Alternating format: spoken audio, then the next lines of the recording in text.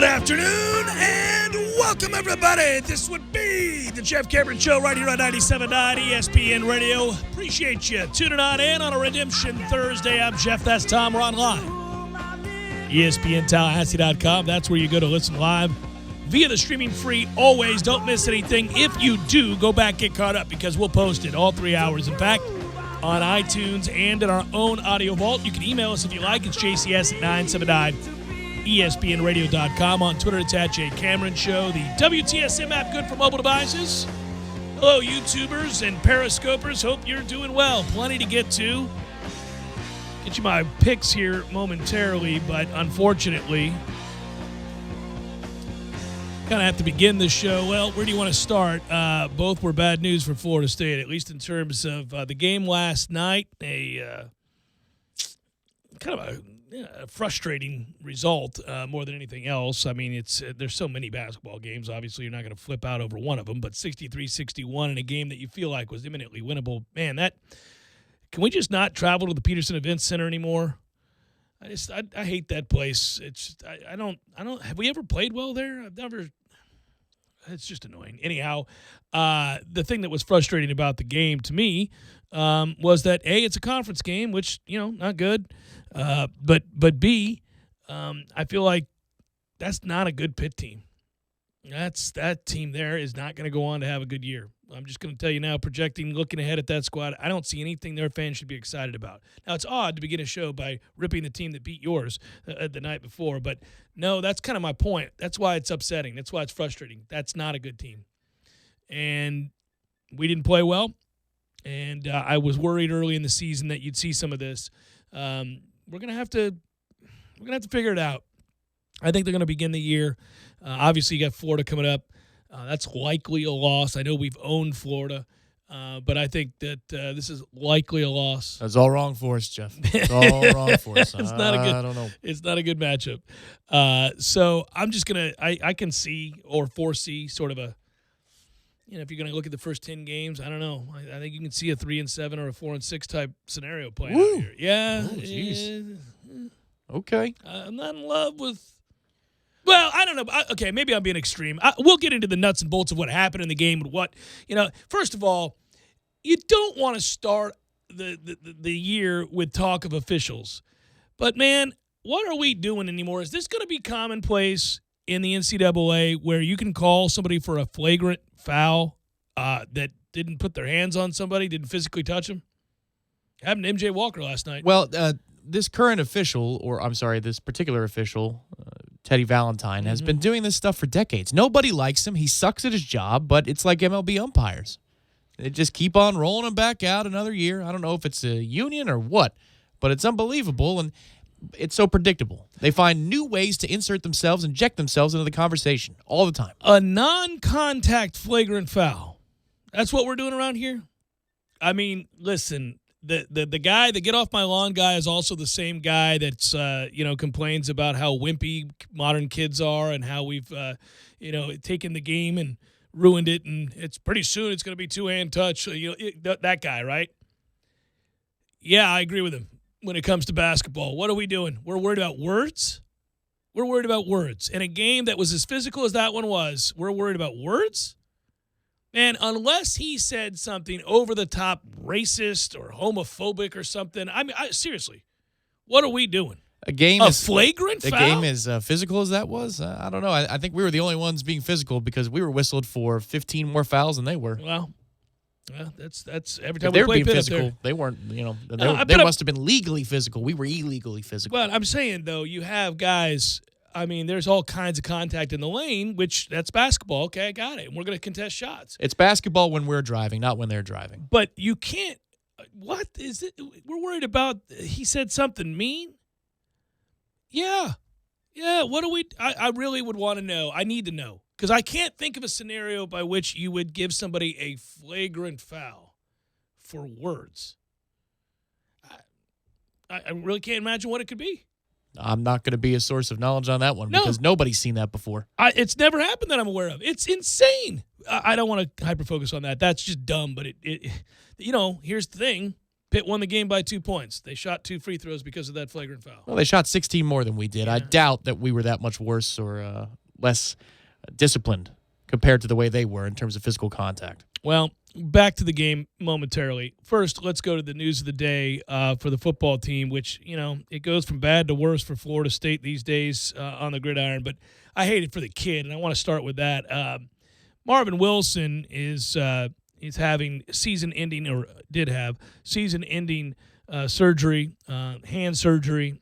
It looks likely that he's done now for the year, which means he's done for the Garnet and Gold, done for Florida State, done, career over. On to the NFL he goes, and I wish him nothing but the best. He was dedicated, gave it his all, played really well, was a very good football player at a bad time to be at Florida State. And it's a shame because you really feel like you wasted something here with Marvin Wilson. Those guys don't come down the pike too often. I remember when we were able to get him out of Houston and you thought, okay, this is a big, big deal to get him. And he has bled Garnet and Gold from the day he committed. He's got a passion about it. It kind of mirrors Odell Haggins in a sense that, he is proud to be a Florida State Seminole and has been an exceptional leader, an example for his teammates. And more than that, he's of vital importance for a unit up front that is incredibly thin. They don't have a ton of depth there, not high-quality depth. And you're about to go against a Boston College team that is going to run the ball down your throat with 240 and 250-pound backs. So as it pertains to this weekend, this is a problematic result. As it pertains to his career, what a shame. What a shame. Now, listen, again, he has nothing to be ashamed of. I think it's a shame that his time here was spent losing an awful lot of football games. No, it's the worst in 45 years that you could have been here. Yeah. It's just it's unbelievable. So I hate it, and it's just you feel like the punches, they keep coming. Nobody can help that. I mean, he suffered the injury in the game against Miami, and they advised him to have surgery, which, listen, this season's a wash. So you might as well get with the getting and have that surgery so you're ready to go to the National Football League, which is most assuredly what he's going to do, where he will be well thought of and highly scouted as a guy that, who knows, might go first round. So I hate it for him. I hate it for us. I hate it for the game on Saturday. On every level, this is really bad news. And, there's talk that Durden is not 100% healthy. Not sure if he's going to go. I'm thankful for this soccer program we have here and the fact that they keep playing and beating top 10 teams, and they got a chance to go back to the College Cup again. This is a different deal, by the way, than the last time Odell Haggins was summoned to action here, and we had to fall back on one of the great Knowles to inspire and lead, and the quality of competition that he's going to be facing over these next couple of games. Anyhow, Boston College fast forward to Florida at the end of the year. Very different than what happened the last time when we played those 2 games out before going to the bowl. Delaware State, Southern Miss. Mm-hmm. Yeah. So I don't know that we're going to get a similar result. In fact, don't feel good about it. And I have a hard time seeing a way on Saturday that Florida State goes up there and wins this football game, unless they win a shootout, which they could do that. They could win a shootout because I don't think they're going to get a lot of stops. And this news here almost guarantees they're going to struggle mightily to stop Boston College's run game. And, because we kind of jokingly follow along BC here on the show because of our affinity for Adazio and getting to know the man over the years, I watched Boston College quite a bit, and I told you a few weeks ago, I'm like, they woke up, they figured it out. All it took was their quarterback to get hurt, and they realized they got to go back to being who they should have been all along, which is a really physical team that wants to run the ball with 2 huge backs and a strong offensive line right at you and dare you to stop it. There are teams who can. Clemson did, and then beat them like a drum because their defense isn't very good, and they have the manpower and the want to shut down the run. Plenty of teams can do that to BC. We're not one of them. And the ones that aren't, they get beat down. They give up 300, 400 yards of rushing. See Syracuse recently for NC State. So when we were talking about it, I thought, man, they found their identity again. They know who they are. They're going to play to it. Play calling's going to, be along the lines of a team that has figured out we got to beat you this way. And now we get to this game, and Come on, Levitt, break out the bear, the 46 bear. Let's do it. He's got to break out something here that, and maybe it happens. Maybe it happens. I mean, there is a level of intrigue that still surrounds the game. It's just devastating news. And so we wish Marvin Wilson well. I mean, again, ultimately, look, this is a nothing game. Florida State's, Corey asked me, do you think this team wants to go to a bowl? That's a damning question in and of itself. Yeah, that's a hell of a question. But he said, do you think this team wants to go to a bowl? And I just, reflexively said, well, sure, yes. I mean, beats not going to a bowl, sure. But then again, if that bowl was in El Paso or Shreveport, I don't. Well, I don't know where their head's at today, but this team had shown prior to Willie being fired that they'd fight. Yeah, so I wouldn't expect any different. I think there's a lot of kids on this group that still want to fight. And listen, they'll be fighting for a new coach at that point. Bowl practices, you get to see second time in 2 calendar years, right? You get a coach to take a look at some bowl practices, but you got to win this one first. Last night's loss, frustrating, as I noted, 63-61. And, that's for whatever reason, we really struggle on the road against Pitt. We are now 1-9 all-time in Pittsburgh, 1-6 under Leonard Hamilton. And, you get the home cooking like Tom was describing right there, courtesy of the officials. 27 fouls Florida State was called for to Pitt's 16. That ended up translating to 31 free throw attempts by Pitt, only 15 for us. Again, that's troubling. Pitt racked up quite a few in the final couple of minutes, as the officials were trying to even things out. We got into the bonus very quickly after not being in it for the entirety of the second half. It's amazing how that works all the time. The biggest factor in this game early and why the game was tied at halftime was 2 things. First of all, right off the bat, we lose MJ Walker and we lose Devin Vassell because those 2 get called for 2 quick fouls and head to the bench. Now, that's long been the policy for Leonard Hamilton. It's not new. It's not shocking. And it's certainly not unique to him. Plenty of great coaches, plenty of coaches across the country employ the same strategy when they get guys who are vital to their lineup in foul trouble early. They'll sit them for the remainder of the half. I don't think it has to be a blanket policy. I think you have to gauge each game differently and see how the flow of the game is going, because I really believe that you could have put Vassell and Walker back in this game and given yourself a cushion at halftime. Pitt was really bothered because of our defensive pressure. I felt like, listen, the fact that Pitt isn't a very good basketball team is the only reason we were tied after those 2 had to sit out for 17:30 of a half. I mean, that's a lot of time to sit out for a half, and you got to walk on the court for Florida State at one point. I mean, you're having to replace 2 very valuable cogs with guys that you wouldn't be giving extended minutes to. Yes, it's a primary factor, a primary reason why we lost the game. Yes. It's a 100%. Huge factor. Yeah. So those guys go and sit, and you get, listen, appreciate you, Wyatt Wilkes, but okay. Wyatt's got to be in the rotation this year, well, though, right? Right. But anyhow, so it's not just him, by the way. I'm not blaming him. Yeah, Prito was out there. Yeah, I mean, that hurt. That really hurt, and yet you're tied. I feel like you could have put him back in the game, and meaning Vassell in particular. I think the enforcement of that policy cost us the game. Especially with because you've got injuries, and so you're thinner than you would be when you're operating a peak here. If you had Evans, backup guard, right? Yeah. And then Dom, you don't have an interior presence. So, you're just dealing, and plus it's the first game of the season, and you're trying to grow and learn as a team. I thought going into this game that we're going to go one of 2 ways. We're either going to play the huge rotation that Leonard's used to playing, or we're going to lean on a shortened bench. Big time, yeah. Go get the win and worry about growing later, but okay. A couple factors here, in addition to what we're describing now, that leads to this frustration. When we start that second half, obviously, you see what Devin Vassell is. That's a 15-6 run immediately. And right off the bat, you realize what he is and how good he is. And we knew going into the season that he would have a greater role in terms of scoring because of all that Florida State's lost. And his assertiveness at the end of last year, you really recognize he was an emerging star. And that little stretch where we outscore Pitt 15-6 in the second half and build a 9-point lead, you're seeing an elite scorer, a guy who could emerge as an elite scorer. I really think he's got so much to his game. And so I guess this is a long-winded way of saying appreciate what you got, because there's another one.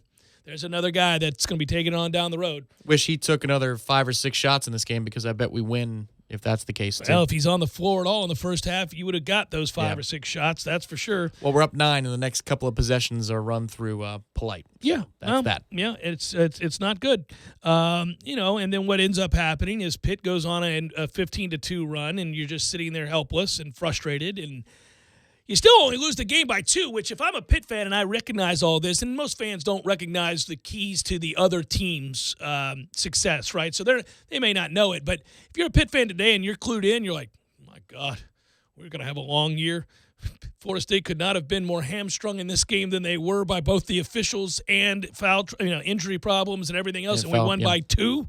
Right, and I think we'll learn at some point to close out on a corner 3, right? Because that's what killed us down the stretch, too. Yeah, well, I don't know.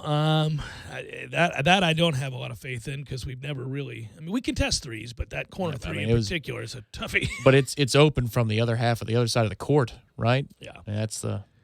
Well, look, early on when you're figuring out whose role is what and what that rotation is going to look like, and you get these ugly games. I've mentioned this before. I think Florida State's going to struggle out the gates this year because you lost so much experience, so much length, so much rebounding power, so much. Listen, they lost an awful lot of. If you're just talking about percentages of scoring and rebounding, man, that's a lot to overcome, and you're really not going to overcome it.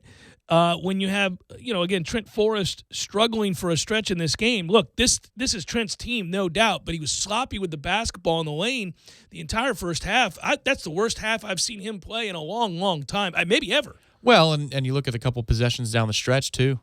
I mean, he was out of sorts, and whatever we were trying to do was completely out of sorts. Yeah, I mean, we're talking about a whole bunch of other things that if Vassell played a little bit more, if the officials weren't god-awful, if we closed out a little bit better in the situation, if we didn't run the offense through Polite, we'd be able to overcome if we just did a little bit better and win this game by 4. But if Trent is your best player last night unequivocally, then that's another reason we could win this game convincingly. But he turned it over 5 times, and he really made poor decisions for a long stretch in this game. I know he had 19 points, and that's great, but he still can't shoot. He has to score around the rim, which he can do because he creates and he's got great vision and he's strong. But he's just not going to knock down mid-range jumpers ever, apparently. And that's a shame because that would really round out his game. He does so many things so well. I'm hardly going to sit here and bash Trent Forrest, but he didn't play well last night. And so, that's a problem. MJ Walker, Tom, you're always going to have to keep me in check here because I just... Yes, you are preconditioned to already lose your patience with him. So, yeah. Well, thanks for the 4 points, MJ. All from the free throw line. I don't understand it. Well, I don't know what's missing. He hardly played. How many minutes did he play? Like 12? 16. He played 16 minutes, and he scored 4 points. He didn't make a single basket from the floor. We're moving on. So there's that. We can't have nice things, Who knew that we'd be covering Boston college sports in the year 2019? Your boy Balls of Steel had 2 points. Balls of fouls. Fouls of steel. Gonna need my man to do more than the old 1 rebound and foul out in 6 minutes of action. We just got done with exhibition season. That's the hard part here. Is like I'm pissed, and that game was god awful, but this is what happens when you're trying to force feed an ACC game in the first week of November. Well, my man Boeheim agrees with you wholeheartedly, Tom Lang. He was pissed last night as well, and they scored a robust 38 points in the game. Or was it 38? 34? 38. Plenty to take in. It's the Jeff Cameron Show, 97.9 ESPN Radio.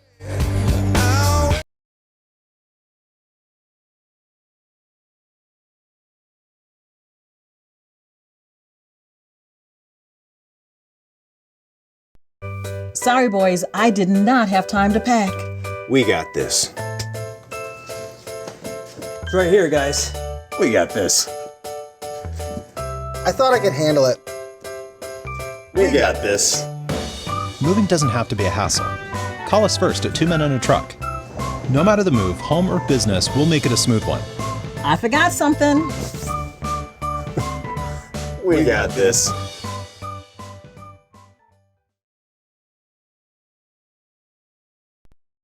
Game day is always covered. 2475 Appalachia Parkway, right next to Earth Fair.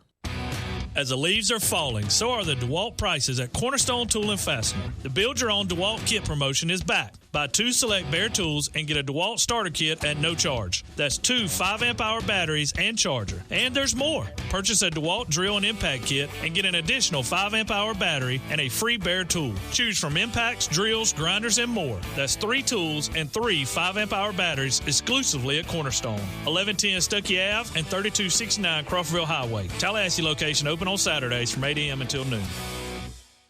Check this out. If you pull up the list of draft beers that are bountiful, I might add, at Bumpa's Local 349, you will see, and I don't want to name names, but local, I'm still scrolling down, local, Tampa, Miami, statewide, all through it. And when you think about going to Bumpa's, you're thinking about supporting your local restaurants. Eat local, drink local, be local, all that. It's true. And to top it off, the fishy tacos. The fishy tacos? That's what they're called. They're not fishy in that sense, but they're called pure fishy is what I think it's called, and they're delicious. See, when I think of Eddie's establishments, be it Bumpa's Local 349 or some of his other businesses around town, I think of businesses that give back to the community. And he's the type of Tallahassee citizen, and he's running the type of Tallahassee businesses that we need to support.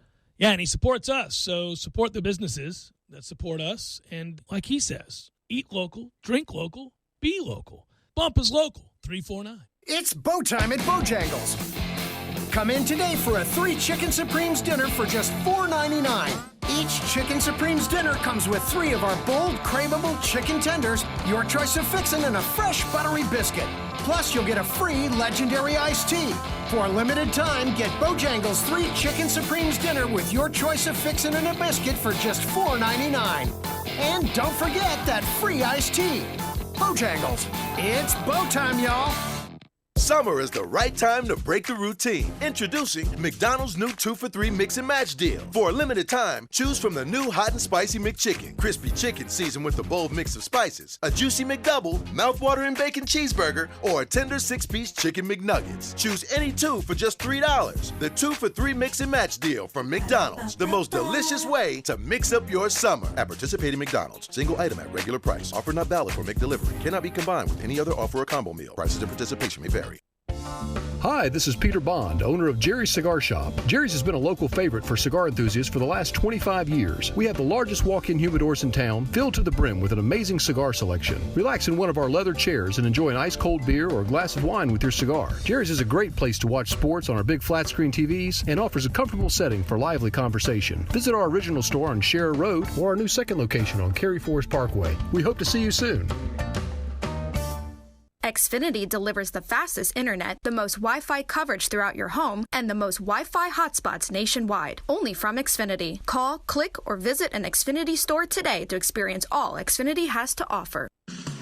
Who's ready for the best wings in Tally and locally brewed beers? Hobbit American Grill is the place to be. They've been voted Tally's best wings again in 2018. Hobbit offers Bingo Mondays, happy hour all day Fridays with craft beers on tap from all the local breweries. And the Hobbit is your home for all the UFC fights with plenty of high-def TVs for everyone. Be on the lookout for the food truck coming soon with the best lip-smacking wings in town. Hobbit American Grill, celebrating 40 years of serving great food to great friends for good times. For info on their hours and 3 locations, visit them online at myhobbitonline.com.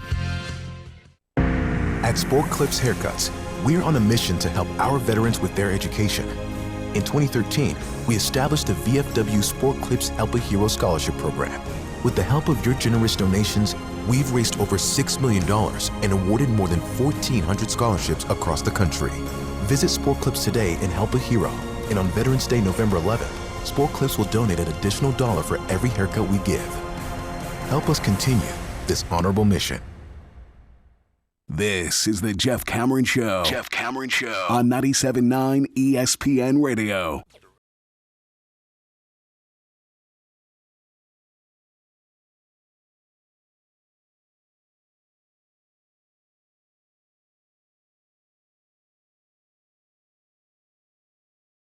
At Jay Cameron Show, why does Polite have the green light to shoot?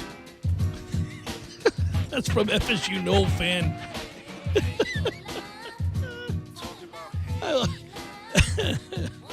The worst thing to happen to us last night is he scored his first basket, and it was our first basket from distance. Uh-oh. Like, oh, no, that went in, didn't it? That's not good. Here comes a bunch more of that nonsense. If Savoy hit his first shot, good times. Good times are ahead because he's going to give us 4 out of 7.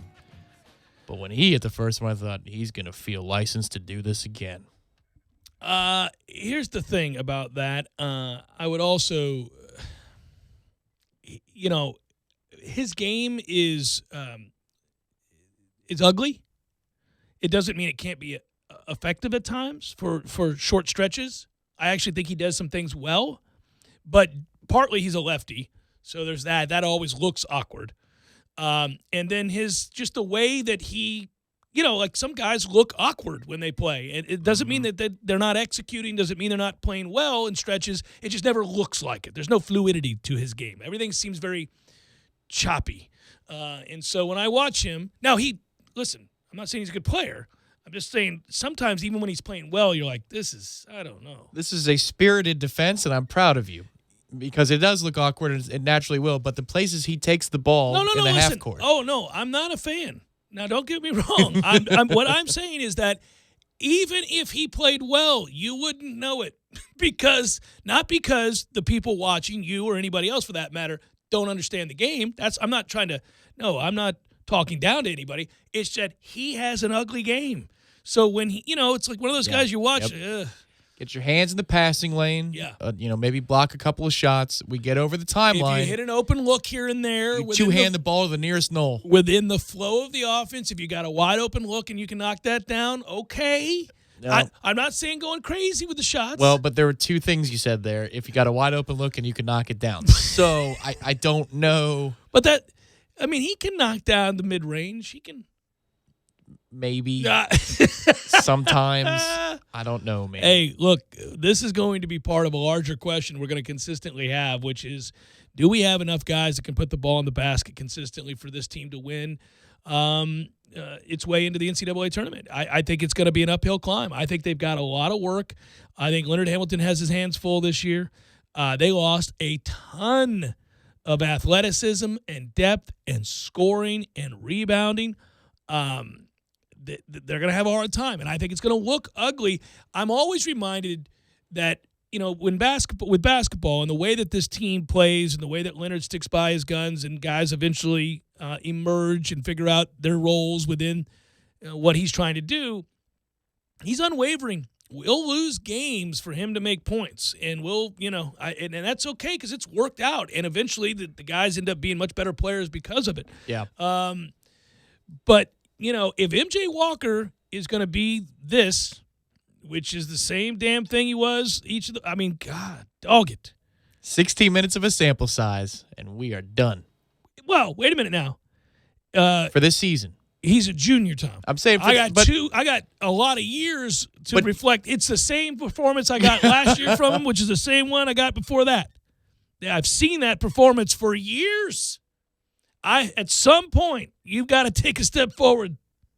And I just, I don't know, man. Certainly it didn't help last night, did it? And listen, Raekwon Gray could end up playing a much greater role. I like him a lot, obviously. Out of control of moments himself. Yeah, he can be.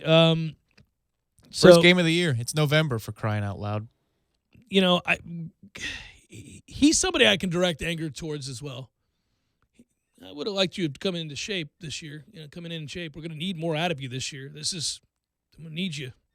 Third year in the program. I'm going to need you to do some things here, especially since we lost so much. So the guy right now that we're all going to love because he's going to be really a stud for us if he can stay on the floor is Devin Vassell. We all know it. And that's your guy. And you need Trent to play a lot better. And he will. Make better decisions. He will. Trent will, I think. Trent trusted a lot of guys last year because they earned it. They proved they could finish, and he got him the ball in good spots on the floor. He's going to go through this feeling out process too with some of these newer guys and some of the roles changing. And so, I think at times he's going to be made to look bad. He played poorly for a half last night. Well, he played poorly. I know he scored 19 points, but I don't think he played very well. And he's certainly nowhere near where he's capable of playing. Yeah. So I think that this is a slow developing thing over the first 6 to 8 games. Florida State's going to look inconsistent. Florida State's going to frustrate us. I'm really mad about last night's loss in the sense of the big scheme of things, because I think when you look back on the season and we're right there on the bubble, you're going to think about that game. You're going to think about the one that got away here or there, and this is going to be one of those for sure. That was my whole worry yesterday. The whole time, standing there at Hanger, I'm like, God, we need this one. You just don't need that bad losses column to be, 6 deep, and this is one of them, and it's going to hurt you at the end of the year. Because if you had it, then it wouldn't even be on either column, a good win or a bad loss. But it feels like a bad loss. Well, and get ready for an ass beating when you play Florida. I agree. We're going to lose that game on Sunday. If we don't, it would be shocking, and that would be real ownership of Florida in a way that is probably unforgivable if you're a Gator, because every year I hear about all the All-Americans that they're stockpiling, and then we beat them. Well, maybe they got a complex. Maybe it's 16-16 at the half, and we got a chance here. I don't think so. I don't think so. We've got 2 trustworthy guys right now, so that should be not enough to go down to Gainesville and win a game. I think Dom would have helped in the rotation there, because then you could bring in Osborne, which Osborne is active around the glass. There's no doubting that. Yeah. I mean, again, 9 rebounds is doing some things. Well, He's blocked we shots. got our hands on how many 4 blocked shots. too. Right. I think he had 12. I don't care. I mean, there were so many shots, especially in the first half, that we turned away. Mm-hmm. I mean, we were all over it. And they show that they want to be good at defense. I think that's the way out of this thing, is to play really good, effort-laden defense while we're growing on the offensive side. It looks to me to be if you're going to hang your hat on something, and it's only one game in. That's the hard part. This first week is an ACC roadie, and then and that ACC roadie, if you had Pitt in February, they're out of it. The kids aren't there, but since it's the first one, and they do the right thing with the students, they create an atmosphere down there. Patrick Williams, Balsa, Dom, all those guys have to grow up in a hurry, get ready to play better, get in the game, be healthy, all the stuff. Different for all 3 of those guys, right? But we're going to need them to play a bigger role than you would like, and they have to figure this out rather rapidly. We'll see if they can. It's a long season. They'll make adjustments. They'll figure some things out. One of these times I'm going to find a way to ask Leonard Hamilton about the 2-foul policy without pissing him off. I have to think about the way to ask that without pissing him off. I don't know that there is a way to ask that without pissing him off, because it's calling into question his decision. Yeah, you'd have to put it next to something ridiculous, like things you'll say you'll never change about yourself ever again. I will stop eating healthy, or I will stop 100% sitting dudes after 2 fouls. Yeah, Which one would you choose, Coach? Coach, let's not, the 17 and a half minutes of sitting your best scorer on the bench is probably unwise in a game you lose by 2. Just saying.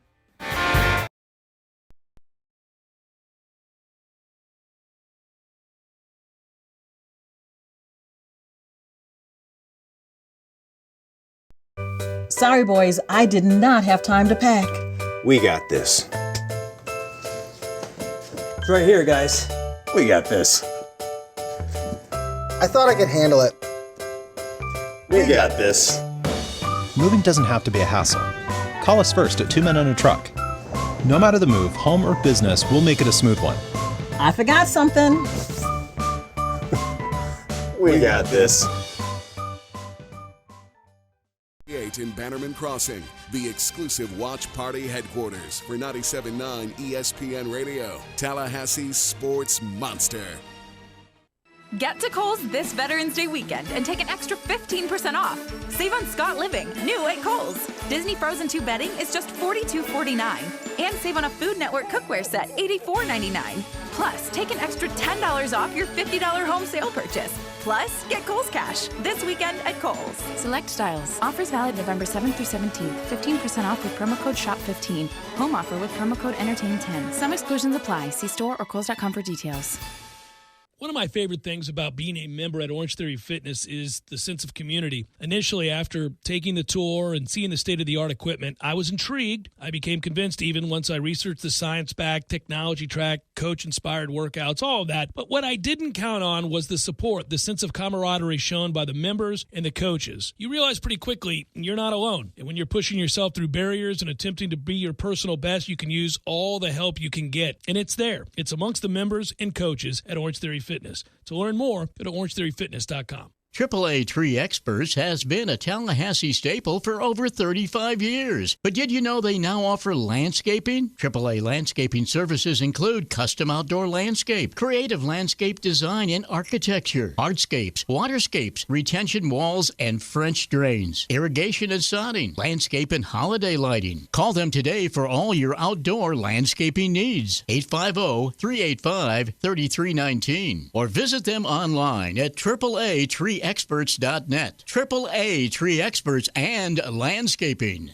GT Electric is Tallahassee's premier state-certified electrical contractor. Locally owned and operated for over 20 years, GT Electric offers a variety of electrical services for residential, commercial, and industrial fields, including upgrades, repairs, replacements, and installation. GT Electric also sells and services power generators for commercial buildings, homes, and construction job sites. Call them today at 421-9002. That's 421-9002. Or stop by gtelectricfl.com. Hi, Chris Kraft. If you served your country, I am speaking exclusively to you, the best and the bravest amongst us. At each of the Kraft Brothers dealerships, Veterans Day is more than just a day on our calendar. If you are a member of the U.S. military who is active, reserve, retired, or a veteran, Kraft announces again this year our generous military discount program. During the Veterans Day week, Kraft will guarantee that you get up to $5,000 off any new car in our lot with no payment until next year. We call it Operation Appreciation. And the Kraft Brothers take it one step further. Because to us, it's a lot more than just another day off from work. Every fireman, every policeman, every veteran, Kraft, Nissan, and Infiniti want to help you help your family. Deployed overseas, you still get privileged military pricing and the ability to order for convenient stateside delivery. And at the end of the week, the Kraft Brothers will make another contribution to the Wounded Warrior Project. Respect for every man and woman who chooses to protect our lives and our liberties. Kraft, Nissan, and Infiniti of Tallahassee, thank you for your service. A Kraft Brothers dealership. People trust Sellers for better tile, carpet, and hardwood flooring. Sellers Flooring Advisor Ryan Fitzgerald. We understand most people don't come in with great knowledge of what they're looking for or what they need. So at Sellers, what we try to do is use our expertise to guide you through the process. Get Sellers working for you. We make it easy, and we have the experts on staff to get you where you need to be, and we give you the options. On Capitol Circle Northeast, just north of Mahan Drive. Call 656-8453. Online at sellerstile.com. Looking for a bit of cowboy flavor? Introducing Hardee's Southwest Patty Melt. A hearty sandwich with all the taste of the great American Southwest. We're talking a hotter, juicier, thick burger made with 100% black Angus beef, pepper jack cheese, zesty Santa Fe sauce, and enough pickled jalapenos to give it a kick. If it got any more authentic, we'd have to serve it with a cactus and a side of tumbleweeds. The Southwest Patty Melt. Now at Hardee's. Available for a limited time after regular breakfast hours at participating Hardee's. Hotter and juicier beef patty as compared to the Hardee's original beef patty. This hour of the Jeff Cameron Show is brought to you by Jerry's Cigar Shop, 2810 Shera Road and 2910 Cary Forest Parkway. Online at jerrycigarshop.com. ESPN Radio Sports Center. I'm Doug Brown. ESPN's Josina Anderson reports the NFL will meet next week with free agent wideout Antonio Brown about the accusations of sexual assault from multiple women. Brown says there are teams interested in signing him if these allegations are resolved, but he angrily tweeted today he'll never play in the NFL again. Week 10 kicks off tonight in Oakland with the 4-4 Raiders hosting the 4-5 Chargers. ESPN's Victor Cruz is impressed by the Raiders' running attack. Within the offensive line, I know it's been kind of plug and play, mix and match, but Josh Jacobs has been the steady focal point of that offense, and that's what they're hanging their hat on right now. Victor Cruz on Golic and Wingo. The Chargers are refuting a report earlier this week by The Athletic that said the team was considering moving the team to London. The team will move to a new stadium in Inglewood next season. 76ers guard Ben Simmons being evaluated again today. He left last night's game against the Jazz with a right shoulder sprain. And U.S. President's Cup captain Tiger Woods will announce his 4 wildcard picks tonight to fill out his team. Right now, Dodge is offering Power Dollars. Get $10 off for each horsepower of your new car, all the way up to $7,970 off for a Challenger SRT Hellcat Redeye. Hurry into your local Dodge dealer today.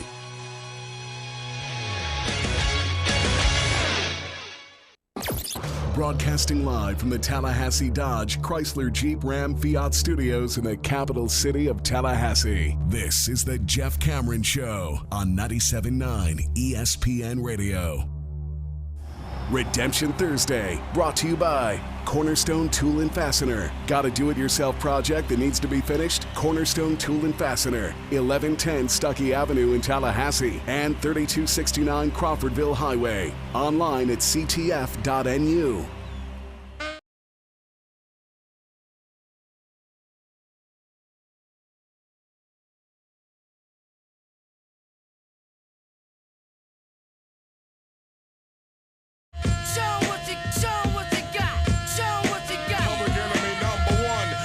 USF plus a 1.5 against Temple. Let's do it. Give me the Bulls, baby.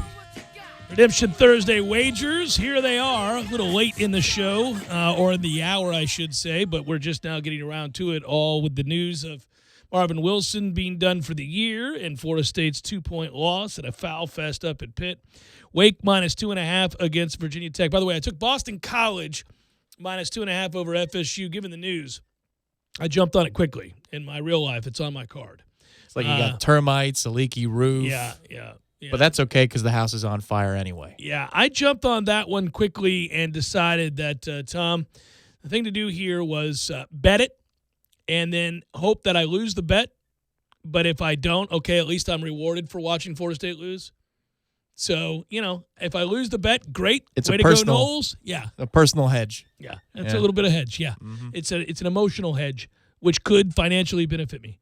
Boston College minus 2.5 against FSU. Yeah, I got to believe that number before kickoff is going to go up now that Marvin's out, and the more that it leaks out that we're maybe a little banged up on the defensive side of the ball before facing a top 5 rushing attack in the country. That's a problem on the road in cold weather. Okay. That's a toughie. Wake minus 2.5 against Virginia Tech. I got to imagine that Virginia Tech is reeling after choking away the Notre Dame game last week. Penn State minus 6.5 against Minnesota. Listen, PJ Fleck's done a good job. There's no getting around that. But, man, has he benefited greatly this year from a lot of injured quarterbacks. They faced 5 teams in which they had to go to their third-string quarterback when facing Minnesota. So I think that's a hollow, undefeated record for Minnesota. Give me Penn State and that defense to cover the just under a touchdown spread. Colorado's getting 3.5 at home. I'm not in love with Colorado, especially not their defense. But Stanford's sorry. And Colorado's getting points at home, including that hook. Okay, I'm in. Give me Colorado. Give me the Buffs. Come on, you hippies. Tennessee +1 against Kentucky. I'll take Tennessee. Sort of a pick 'em. How about that, Volunteer fans? That's a stop the press moment. I'm here for you, baby. Let's go Rocky Top. Shig-a-dig-doo. Let's get to it. Rocky Top, you'll always be. There's some high-pitched redneck like that at the top of the stadium every week. Screaming. I thought you were going to keep going. You're 2 for 2. Sounded like a Southern Mr. Hanky. Well, I guess Mr. Hanky is already kind of Southern, isn't he? Yeah. Howdy ho. Wisconsin's given 8.5 to Iowa. I'll root for Iowa, but I picked Wisconsin. Wisconsin's defense will shut down an anemic Iowa offense, and we'll give those points up in Madison, okay? And the National Football League, we are in luck. Good game tonight that could affect the wild card race in the AFC. Oakland is getting 1.5 at home. Give me the Raiders. John Gruden's not having it. John Gruden looked at you and me, Tom, and said, screw you guys. Phillip Rivers, he's as old as I am. San Diego has been playing better as of late. They do what they always do, which is start the year 1-5, and then you look up, or 1-4, and you're like, Chargers are out of it. Oh, they're 4-4. What happened there? Yeah, they're kind of doing that thing again. Oakland is, again, competing for perhaps a wild card spot. I would say, and that's the game tonight, so I'll take the Raiders in the 1.5. I would say this. Oakland's got a legitimately good offense. They can score. Derek Carr is transforming again. He's the guy that we originally kind of got excited about. Then we decided, nope, can't play. And now we're like, okay. Yeah, they got some balance to him. And you know what, too? If they have live betting on this, maybe you could do a little research. They do. Well, I know they do, but this particular thing that I'm about to... Okay. Touchdown on the first drive. Gruden's odds have to be different, right? Vegas knows that the first 15 plays for Oakland. He's the best in the business. Right. They've got to be even money. Astronomical. Whereas it's like a plus 150 or a plus 200. Yeah, I don't know. That's interesting. It's like betting the prop goal in the first 10 minutes in hockey. I think the Golden Knights right now have done so in every game but 2. So it's an ATM. They're paying off if you play that weird prop. Yeah, so if you play the prop for Gruden and the Raiders, I mean he can. Those first 15 plays are gold. So is that what's holding you together right now as a football fan? Because, I mean, we have the same interests on a Saturday and a Sunday. Mm-hmm. When you get to Friday, you hear the music, the bluesy blues song, and then Friday night. About ready to check out, yep. Right, exactly. And you're thinking about football. Uh-huh. What do you think about? Like, how do you stay happy when you think about football? Well, there are 2 ways to stay happy when you think about football and your football team is in this state of disarray, both in the NFL and in college. And that is, I love football. I just love football. So it's not like that goes away because my teams suck. I'll watch, so last night we were at Hangar 38 for the watch party, and we were, the game was on, and as we're sitting there, it occurs to me that there was a football game on. And so I got the attention of the manager there, and I went, hey, man, there's no reason for us to have volleyball on up here. I don't care how great a sport volleyball is, and it's nice. It isn't football. We got a rivalry game going on over here, Miami of Ohio versus Ohio. Let's do this. And he was like, oh. He seemed flustered, like he couldn't believe he had made such an error. I mean, you're right. This is LSU volleyball. What am I doing? And he went over there and he found it and put it on. I got pretty interested in that game. I had to get up and move because I would have just locked into that football game. I haven't switched gears to basketball just yet, but it was 7-7 for the longest in that game, and it was hard hitting. I was like, I would be enjoying this. I could just watch this right now. And that's true all the time. If I can find a decent game, I'm watching said decent game because football satisfies me. So that's how. That's one way. And then gambling. Okay. Yeah, well, I knew gambling was one. Yeah, that's. Right? Right. I mean, you can make all these games very interesting if you want to. Well, I mean, on Saturdays mostly though. I mean, you're not putting out 5 or 6 games on a weekend in the NFL. Not in the NFL. No way, no how. That is a recipe for disaster. I steer clear of the NFL. Save for everyone.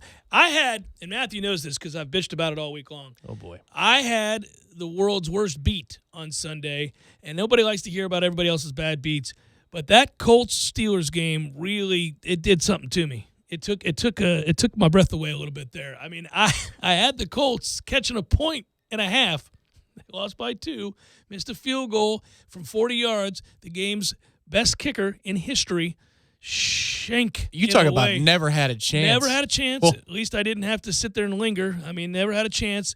But this is what's crazy. And this is why they call it gambling. It's not for the faint of heart. I'm getting 1.5 points. Let's count the ways that I got screwed. First of all, Colts come out, move the ball, no problem. Jacoby Brissett's having great success against that Steelers defense. We're in good shape. They've got a 6-point lead. Why is it not a 7-point lead? Because he missed an extra point. Okay, so let's start with that 1 point that you lose because Vinatieri missed another extra point. Are you kidding me with this? No big deal. A lot of football to be played, Tom. 16-10. We're all right. The Steelers aren't stopping Brissett. Next drive. Oh, Jacoby Brissett. He's down on the ground. This isn't good. Looks like a lineman. Quentin Nelson, my favorite player. Takes out his quarterback's knee. Hit him twice in the same play, actually. Yes. Yeah. So all of a sudden he hobbles off the field. They put him on the stationary bike. I'm going, tell it to Moses McCray. Let's go. Get it going. He's over there. I'm thinking he's coming back in because Hoyer has to come in. I'm thinking, Jesus, we're going with Hoyer. He's moving the ball. Okay. All right. We're going to be okay. Everything's all right. Down the field we go. We're in the red zone. All right. Let's punch this in and get up by 2 scores. We're in good shape here. No problems. Second half, run the ball. We'll be all right. What happens next? Inexplicable. Pick 6, 100 yards to the hizzy. Minkah Fitzpatrick running the other way. Hoyer makes that throw, and I'm sitting there going, you dumbass.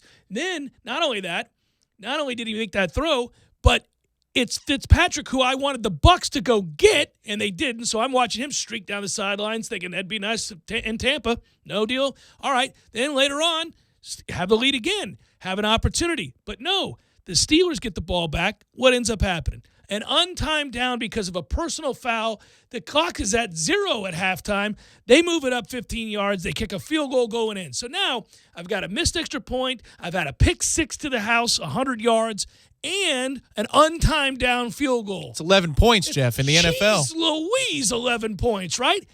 But, okay, still game to be played. It's not for the faint of heart. Hang in there. So now I'm watching. It's getting late. You know where I was when he missed that kick?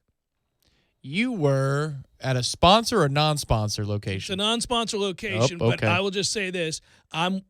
Okay, so Bryce needs a phone, and he doesn't have one yet. I've been really, really vigilant about not So giving you're watching him a at Best phone. Buy? No, I was at the AT&T store. Okay. I went in there to ask a question. I didn't end up staying. But anyhow, I wanted to talk about certain plans. But they had it up on their DirecTV thing, right? So I'm sitting there watching this when that ass shanks the heck out of that field. Like, okay, that's it. I'm out of here. I got to they had to No deal. There's no deal. No deal today. On account of Adam Vinatieri, there's no deal. I was also mad because I was waiting for too long. But there I'm sitting, and Shank, that whole drive, as they're going down the field, I'm like, you know what? Yeah. You know what? I'm trailing by 2. I'm getting 1.5. So I've had 11 points. 11 points. Right. And if he makes that, PAT, Yeah, you're in the clear. You're a half point to the good. I already got it if he just makes an yeah. extra point, right? Nope, didn't make that extra point. So now we have to make this field goal. And as soon as he goes out there, it's, 40 yards? Like, this is a chip shot. This guy's won Super Bowls. Literally won the Super Bowl as time expired with a long kick. Twice. Yes. So he goes out. He's kicked field goals in blizzards. I mean, good God, the Raiders know that all too well. So he goes out there. I'm like, he's 40-yard field goal. We're gonna get this cover. He's had after issues all year long. I know. Though. We're gonna get this cover after all. I'm gonna walk out of here. I also took the Colts on the money line, so I double dipped. So then, okay, so right. so yeah, this is very important. Yeah, so I need him to make this kick. So here we go. Walks out there, shanks the hell out of it. I walk out of the AT&T store very calmly, briskly but calmly. I had seen enough. I got in my car, exhaled, and drove home. You should have told the person if they'd actually gotten to you. Yeah. I'm willing to give you a 5-year commitment for $7,500 right now if he makes that if kick. he makes this kick. It's an important kick for you, sir. Let's watch this together. This kick together. Let's see your fate. Yeah, it's like No Country for Old Men. We're flipping a coin here. You live out back? Did you know this is the most important day of your life? It is. Oh. Hello, Carson. That was just ridiculous. I laughed at myself. I was like, well. I owned it, too. I walked through the door. Christy said, "Did you get a phone?" I said, "No." She said, "What happened?" I said, "Vinatieri missed a kick." She went, "What?"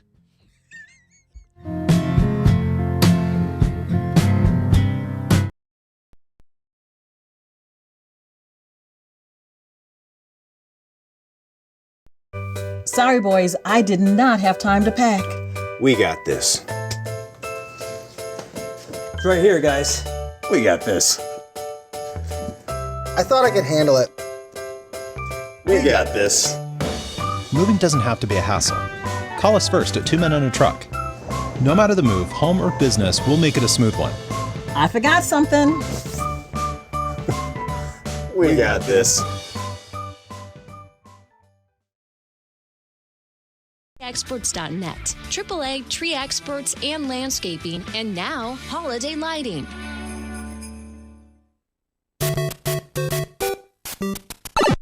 Games for Less, the only locally owned and operated gaming store in town, has Tallahassee's largest selection of new and used video games and game systems. The future of video gaming is at Games for Less, where they have both the PS4 and Xbox One. It's time to trade in your old systems and elevate your gaming experience now. Games for Less is also your headquarters for the best in retro gaming. It's Atari 2600, original Nintendo, Super NES, or Sega Genesis, you name it. They got it at Games for Less. Games for Less, the Super Walmart Shopping Center on Appalachia Parkway. Give them a call today at 850-219-3535. That's Games for Less. Ho, ho, ho! The holidays are here, and the Florida Lottery has the must-get gifts of the season. Holiday Luck Scratch-Offs. They offer over 21 million winning tickets and more than $483 million in cash prizes. Wow, these are great! Santa, where are you going? Gotta get one! Holiday Luck Scratch-Offs. Pretty much everyone's gonna want them. The Florida Lottery. It's your ticket. Claim it! Must be 18 or older to play. Play responsibly.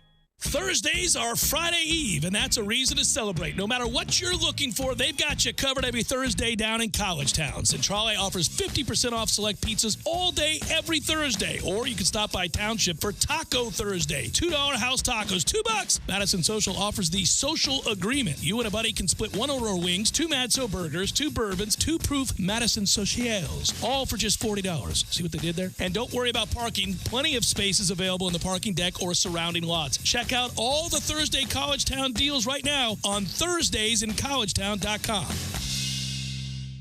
This hour of the Jeff Cameron Show is brought to you by Jerry's Cigar Shop, 2810 Shera Road and 2910 Cary Forest Parkway. Online at jerrycigarshop.com. Barry knows cool. He's keeping you comfortable. Barry knows cool. You can put him to the test. People always appreciate it when you deliver on a promise and go the extra mile. When you turn to the experts at Carrier and Barano Heating and Air, our team would treat you like you would want to be treated. Zero interest financing and low monthly payments are available when you're approved for the Carrier credit card. Apply at baranoac.com. Florida license number CAC 1816186. He's to the 20, the 10, the 5, and touchdown! Just as time expires. What a big score! You too can score big with savings offered by the City of Tallahassee. With a free home energy audit from the city, you are sure to score some major points by identifying household energy needs. We'll come to your home at your convenience, examine your structure, and provide recommendations for energy and water-saving improvements. You can also take advantage of the city's Energy Star appliance rebates. This can help you receive up to $300 on appliances such as refrigerators, washing machines, and more. And don't forget to ask about budget billing. This free program gives you more predictable bills by averaging the amount you pay each month to help avoid spikes caused by seasonal changes. With so many savings, you're sure to be a winner. Visit talgov.com or call 850-891-4968. That's talgov.com or 850-891-4968 to learn more. Liberty Mutual Insurance Company presents and Doug. Limu, I love how we're always looking out for each other. Kind of like how Liberty Mutual looks out for you by customizing your home insurance. So you only pay for what you need.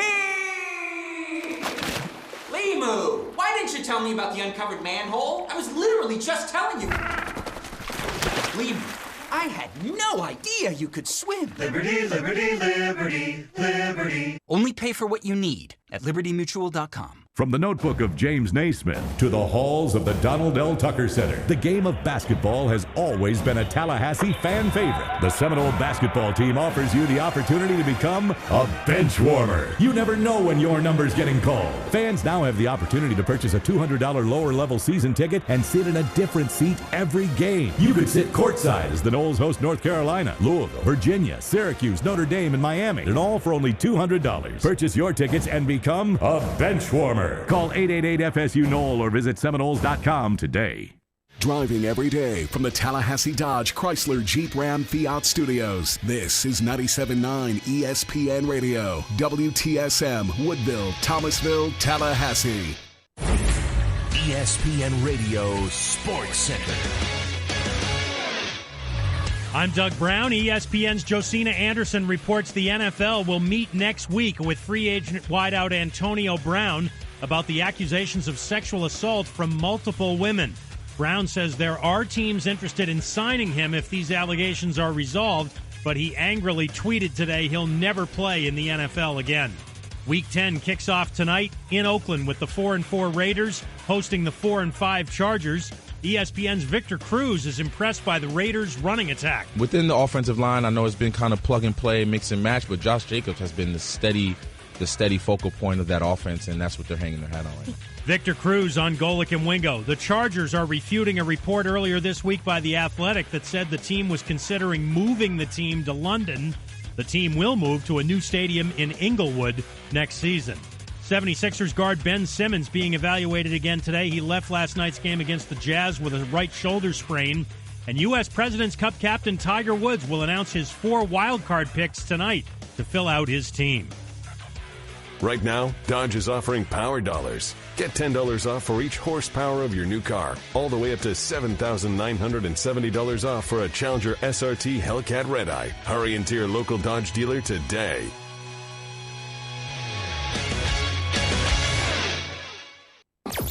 Broadcasting live from the Tallahassee Dodge, Chrysler, Jeep, Ram, Fiat studios in the capital city of Tallahassee. This is the Jeff Cameron Show on 97.9 ESPN Radio.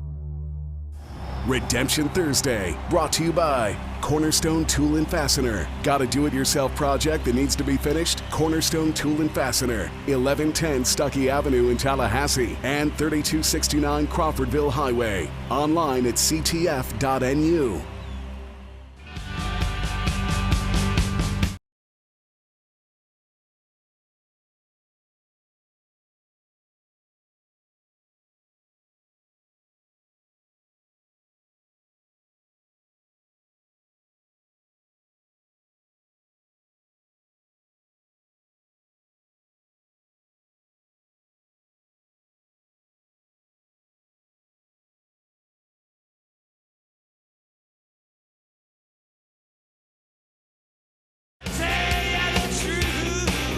Hour number 2, Jeff Cameron Show, 97.9 ESPN Radio. Thanks for tuning to it. Redemption Thursday wagers. They're out there. They're up on Facebook. ESPN Tallahassee. Type it in. You'll find it. You can email me if you like. JCS at 979ESPNradio.com. Find me on Twitter as well, at J Cameron Show. WTSM app, good for your mobile devices. Hello, YouTubers and Periscopers. Hope you're well.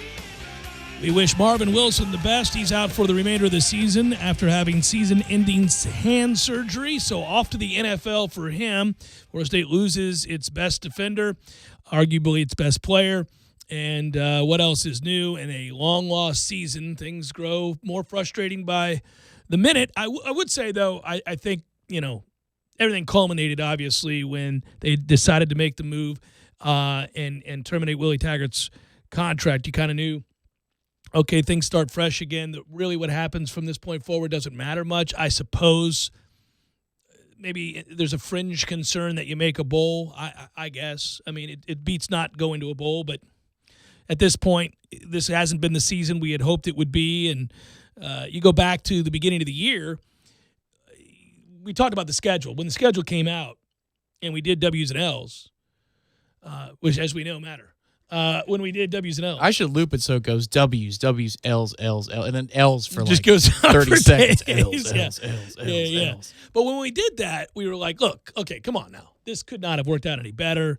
You get Boise in the heat to start the year. I know Hurricane changed locales, but it was the fringes of Hades over here when we played them, and yet there we are out there letting the team run over 100 plays. How ridiculous. Couldn't get lined up.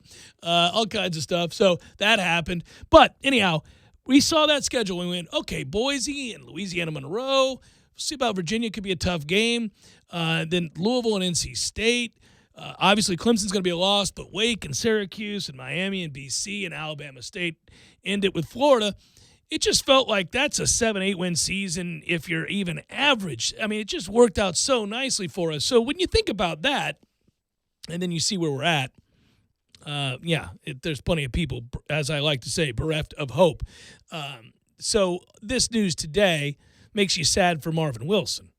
Less so about the impact of the season, although it does have a major impact on this game on Saturday. We'll be at Hangar 38 on Saturday.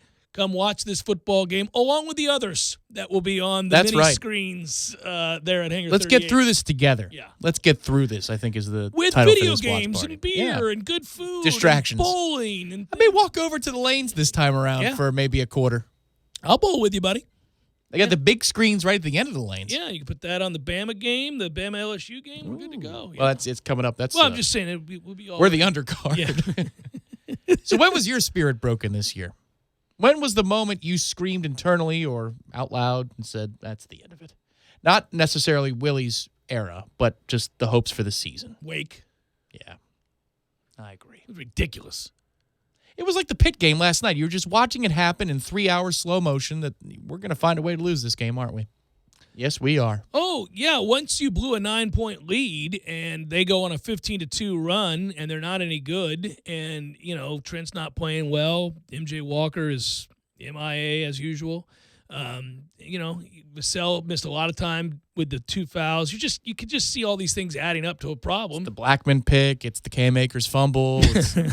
Yeah, you're just watching it happen in slow motion, but you know the ending to this movie. Mm-hmm. Best of luck to you, Marvin Wilson. It's been a pleasure watching you play football and lead. He did everything he could. His commitment to us at the time obviously brought about an awful lot of enthusiasm. Unfortunately, he has lived through a very tough stretch in time for Florida State, and I hate it for him because he's a real good football player, and he gave everything he had while he was here. There's no quitting that guy. So unfortunately, his career will be marred by the fact that we were in a transitional state, that's for sure. Well, I'm glad it's a hand injury, too, not something not would, a knee, Well, you wouldn't want us to lose a bunch of games and then take away his money at the next level, too, because he suffered something that would affect his NFL paycheck. Sure. No, absolutely. And I don't have any doubt. He's going to do some awesome things at the next level because he cares to. He cares deeply, and he's got incredible got a body type for it, too. Incredible natural gifts, too. I know a lot of our fan base right now has said and responded to one Kirk Herbstreit, who, again, I think Wayne McGahee caught up with here recently, and said, well, for a guy who doesn't want to talk about Florida State anymore, sure is talking a lot about Florida State. I don't share the grudge and anger and hate that a lot of people in the fan base do for Kirk Herbstreit. I've met him multiple times, good guy, hard worker, cares, and he doesn't hate Florida State. He was also fair during the Jameis stuff when a lot of people weren't. And that was part of a greater context where he was talking to Fowler over a cocktail or whatever. It wasn't just like he turned on the phone, recorded himself ripping Florida State, and moved on. This was part of a bigger thing. Are you hearing me, Florida State? Yeah, he wasn't this is doing, Kirk Herbstreit. He wasn't doing something crazy. I'm done with you. He didn't pull a Kevin Spacey or anything. I mean, it was just, So here's the thing. That really was something. Oh, yeah.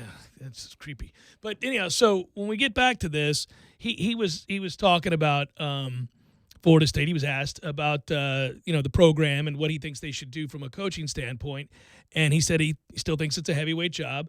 And then he talked about, look, maybe it's because I grew up in the 80s and 90s, love Bobby Bowden, love the program, and want them to be great. I mean, I miss Florida State. I think college football misses Florida State being a 10-win team year in and year out. So I think it's a great job. You coach at some of these places, and no matter what the product is on the field, the stadium's sold out. Everybody's there. There's a buzz in the air, that kind of thing. I don't know if that's necessarily like that there now, but I think if you can bring in a dynamic head coach to get people excited, get the players excited, I think there's a chance that you get back to where it needs to be pretty quickly. He goes on to talk about the need to bring in an established coach. Quote, I don't know if taking a hot coordinator right now would be the right move. I think after everything that they've been through for the last few years, they need to find somebody that's familiar with the state as far as recruiting, somebody that's familiar with the school and some of the ways that the school works and operates. And then mentioned some of the top targets and also said he thought Mark Stoops would be a good answer for this job. Now, Mark Stoops is not a dynamic name. He is not a guy that is, the fan base is going to go, all right, there we go. We got him. Mark Stoops is coming. That's not going to happen. Do I think he's a good football coach? I do. When he's talking about recruiting, I don't want to put words in his mouth, but you need to read between the lines here.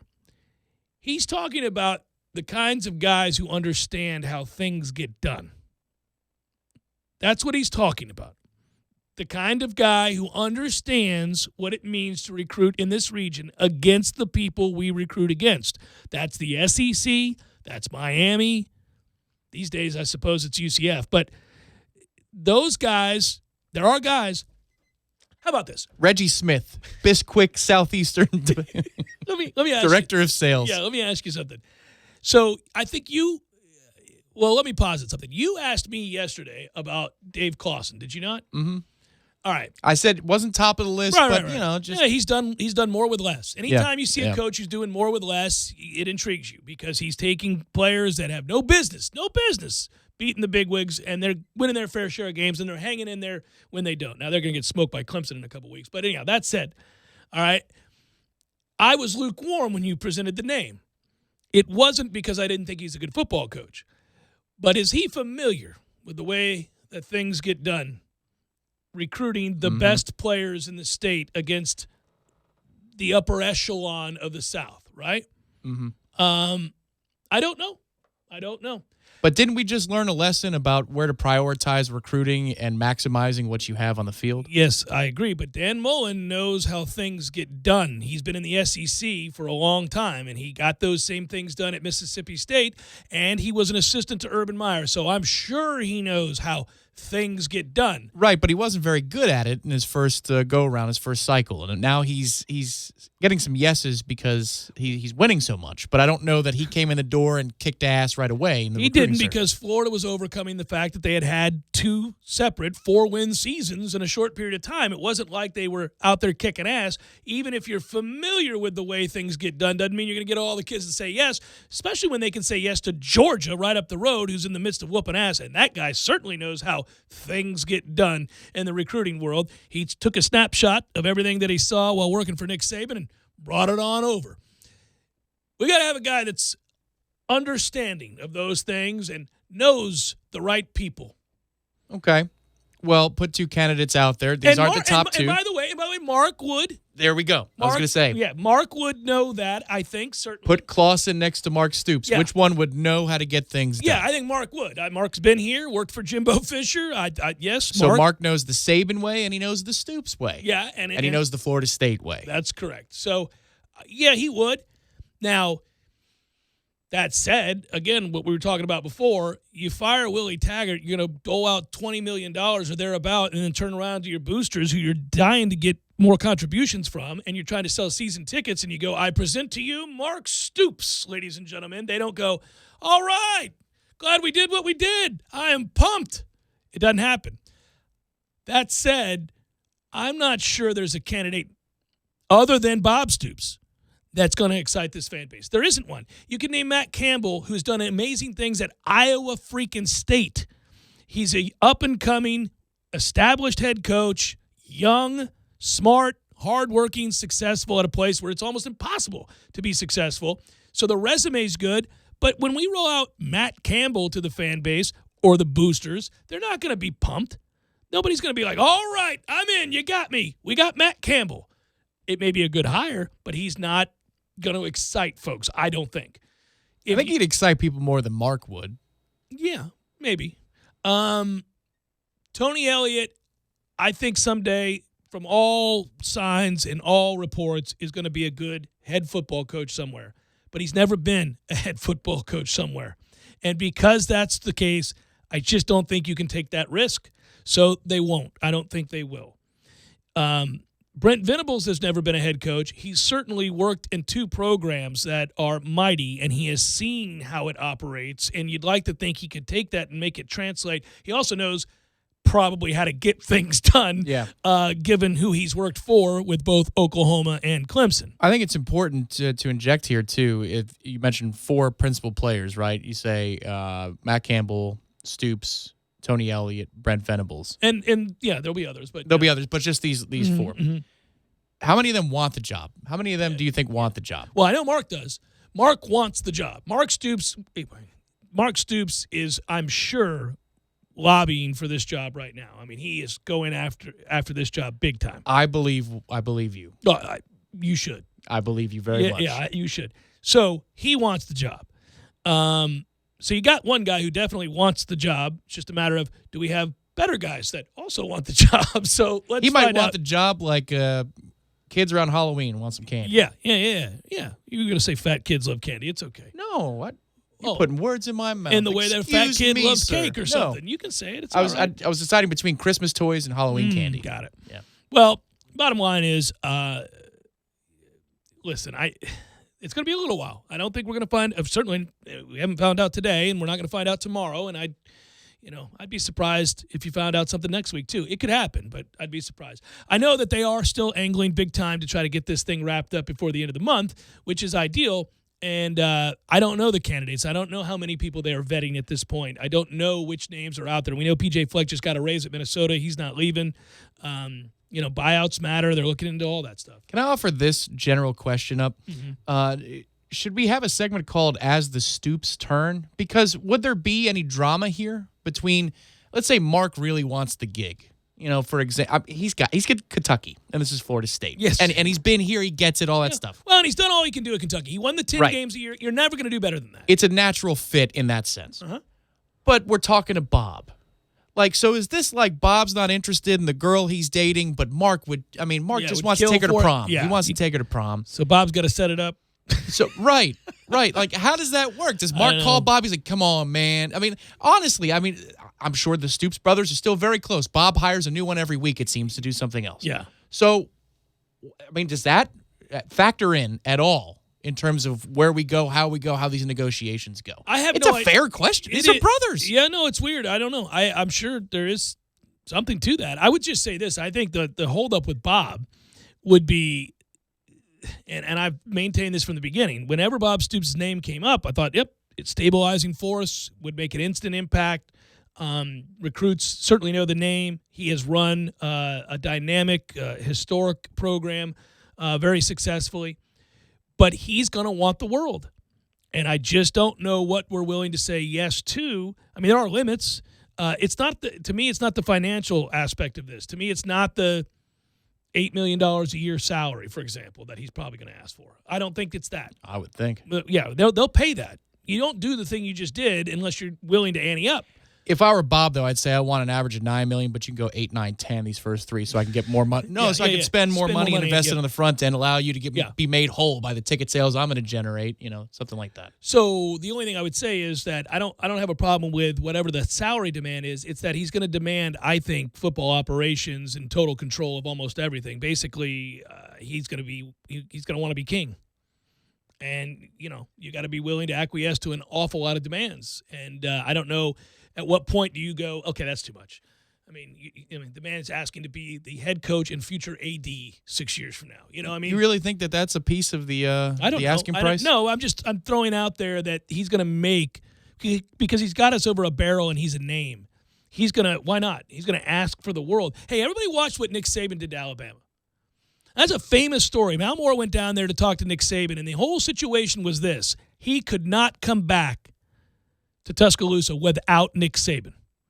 It was understood. I mean, remember what they had gone through, right?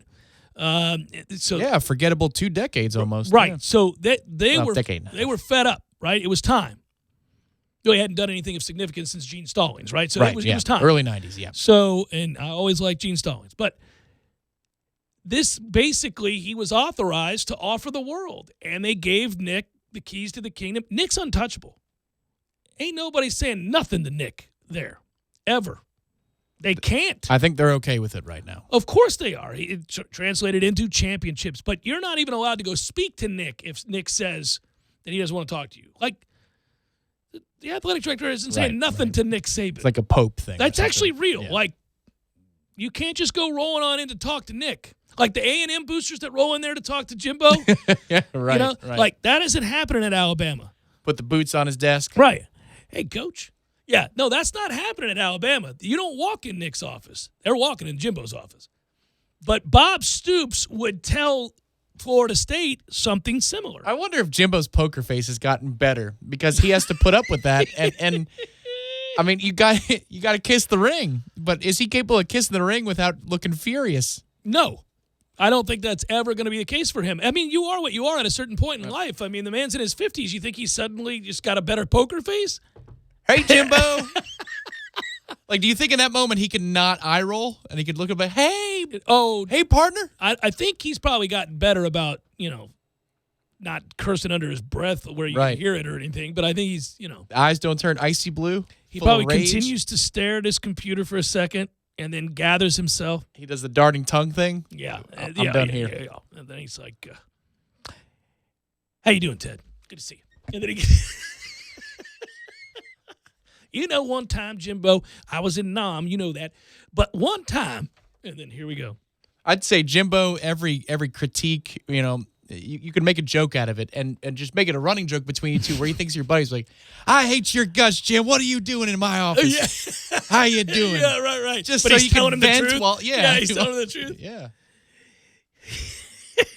Jack, you're such a big fat ass loser. How the hell are you? It's good. You're like, that seemed a little. It actually kind of works. I feel better. That seemed a little rough, Jimbo. Did you call me Oh, come on. Oh, I called you a fat-ass loser. Come here.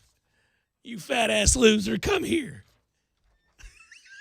I mean, are you... You bring your checkbook? Yeah. Are you calling me a fat-ass loser? Is that what you're saying? Of course that's what I'm saying, you fat-ass loser. Come here. Come here. $10,000 for every 15 minutes. How are you? Starting the clock.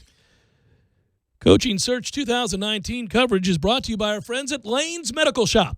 With locations in Colquitt and Blakely, Lane's Medical Shop offers all your medical supply needs and will even deliver to you with emergency service available. Lane's Medical Shop, 229-308-5811.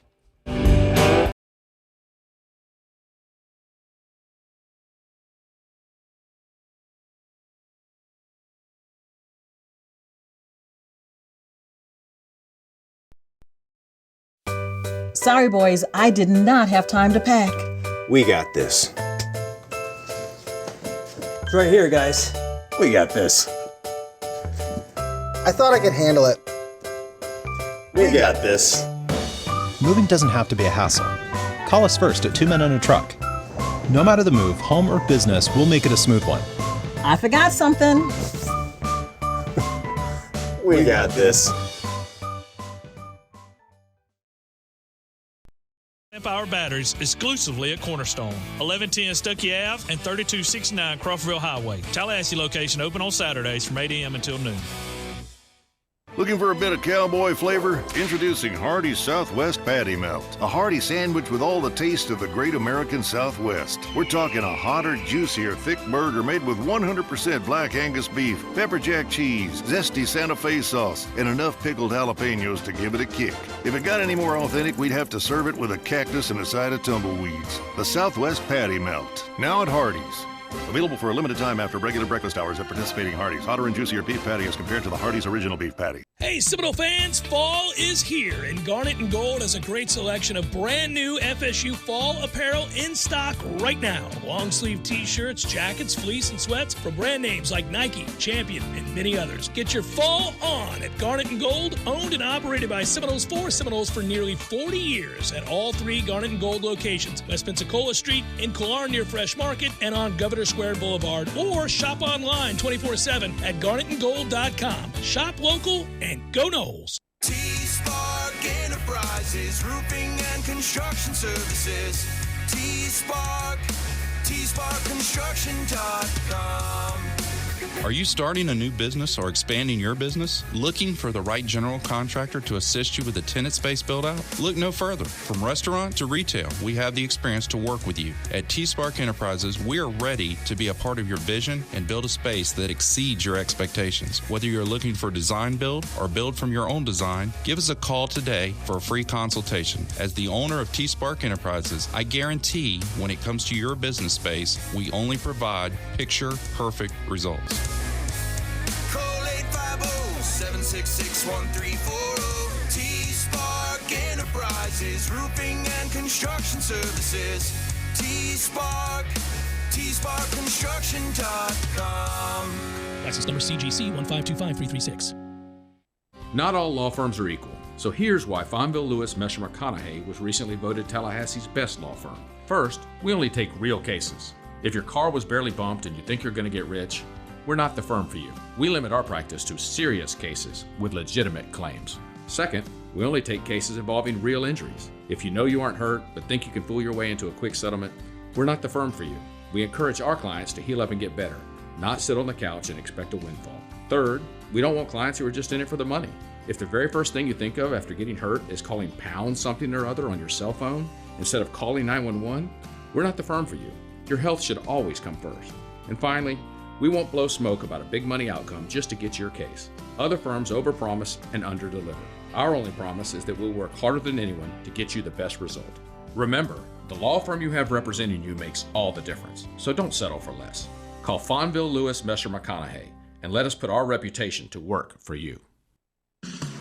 Who's ready for the best wings in Tally and locally brewed beers? Hobbit American Grill is the place to be. They've been voted Tally's best wings again in 2018. Hobbit offers Bingo Mondays, happy hour all-day Fridays with craft beers on tap from all the local breweries. And the Hobbit is your home for all the UFC fights with plenty of high-def TVs for everyone. Be on the lookout for the food truck coming soon with the best lip-smacking wings in town. Hobbit American Grill, celebrating 40 years of serving great food to great friends for good times. For info on their hours and 3 locations, visit them online at myhobbitonline.com. As sports fans, we all know this is the best time of the year. And the best places to catch all the action are at the Corner Pocket Bar and Grill and 7th Hill Tap Room. This week at the 7th Hill Tap Room, enjoy general knowledge trivia on Thursday night. Trivia this week is sponsored by Infinite Ale Works and Hal Patter Brewing Company. Enjoy specialty tappings and 3 rounds of prizes. Be sure and get there before 7 p.m. So, whether you're feeling the upstairs at the Corner Pocket or lounging down at the 7th Hill Tap Room, your game day is always covered. 2475 Appalachia Parkway, right next to Earth Fair. You're listening to The Jeff Cameron Show on 97.9 ESPN Radio.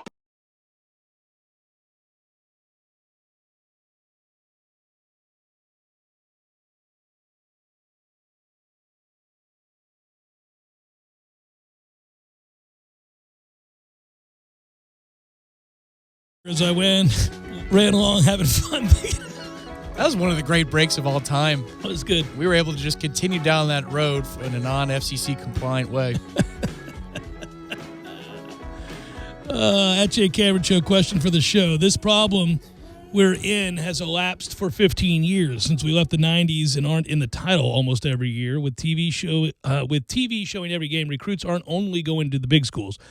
What do we do to pull recruits to FSU? We're the new UT. Nah. I don't think we're the new UT. Yeah, and the outlier winning that championship certainly helps avoid that. But let's not forget, and I think it's important here, in order to be an elite program, you don't have to play for a national title every year or be in the college football playoff every year. It's nice, and it would be good to get back there, but you got to be in the conversation. You have to be a team that wins, 10 games every year and finishes in the top 20. And if you look at Florida State under Fisher, whether it was the 10, let's go his first year, 10-4. And then you win 9, then you win 12, 14, 13, 10, 10. I mean, these are all seasons in which you're finishing the year. If you're just going by, I know AP rankings don't matter, but you've got, obviously you have a number 1 in there, but you have a number 5 in there, you have a number 10 in there, you have a number 8 in there. You have that's 1, 2, 3, 4 top 10s. In that stretch. If you're a top 10 team 4 times in 7 years or 8 years, you're a really, really powerful program. You're amongst the preeminent programs in college football. And then when you go back before Coach Bowden begins the slide at the end of his career, in 2000 they go 11-2. They finish in the top 5. In 2001, 8 wins. But then you have a 10-win season in 2003. Obviously, the lost decade is the 5 loss, the 6 loss, the 6 loss, the 4 loss, the 6 loss. But that's not down that long. I mean, you're not down that long in the big scheme of things. Now, obviously, yes, we got very used to something that really no team in the history of college football has done. I mean, it's hard to argue with 11-1, 11-1, 10-2, 10-2, 11-2, 11-1, 12-1, 10-1, 10-2, 11-1, 11-1, 12-0. I mean, these are nice stretches. Nice stretches in time. That's the old, not only is there a national championship and all that, it's Orange Bowl, Fiesta Bowl, Sugar Bowl, Fiesta Bowl, Orange Bowl, Sugar Bowl, Orange Bowl, Sugar Bowl, Sugar Bowl, Fiesta Bowl, Sugar Bowl, Orange Bowl. Hurts your eyes, though, because right now we're at the base of that skyscraper, right at the base of it, and we're trying to look up and see the top. You have to squint, and it kind of hurts a little bit. That's about the distance we are from there. It's pretty funny because you can certainly I had never done it really that way, where you just name the bowl that the year ended with. Of course, these are all W's, by the way. It's pretty amazing. Like going back to, let's just start in the late 80s. Fiesta, Sugar, Fiesta, Blockbuster, Cotton, Orange, Sugar, Fiesta, Sugar, Orange, Sugar. I mean, it's ridiculous.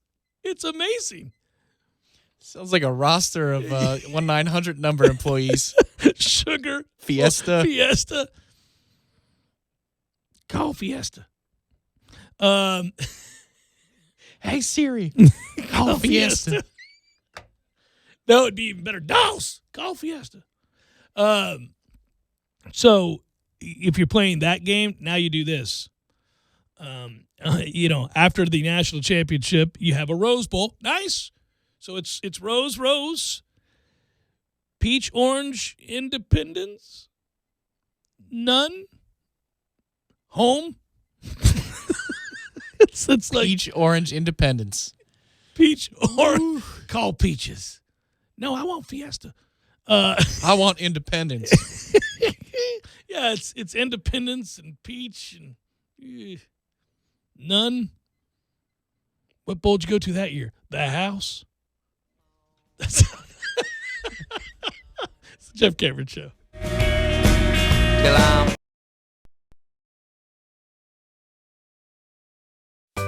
Sorry, boys, I did not have time to pack. We got this. It's right here, guys. We got this. I thought I could handle it. We got this. Moving doesn't have to be a hassle. Call us first at 2 Men and a Truck. No matter the move, home or business, we'll make it a smooth one. I forgot something. We got this.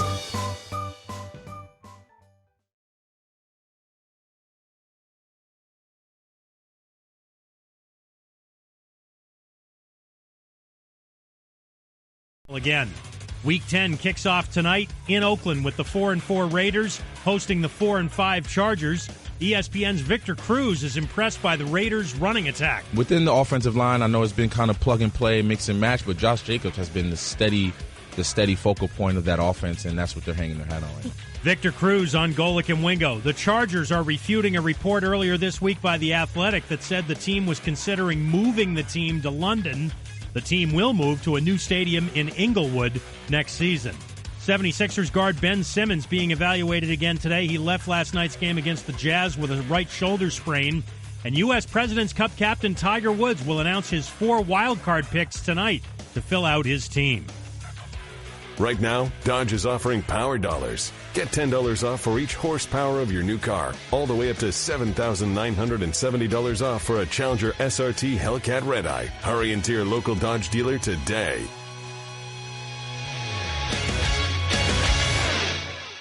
One of my favorite things about being a member at Orange Theory Fitness is the sense of community. Initially, after taking the tour and seeing the state-of-the-art equipment, I was intrigued. I became convinced even once I researched the science-backed, technology-tracked, coach-inspired workouts, all of that. But what I didn't count on was the support, the sense of camaraderie shown by the members and the coaches. You realize pretty quickly you're not alone. And when you're pushing yourself through barriers and attempting to be your personal best, you can use all the help you can get. And it's there. It's amongst the members and coaches at Orange Theory Fitness. To learn more, go to orangetheoryfitness.com.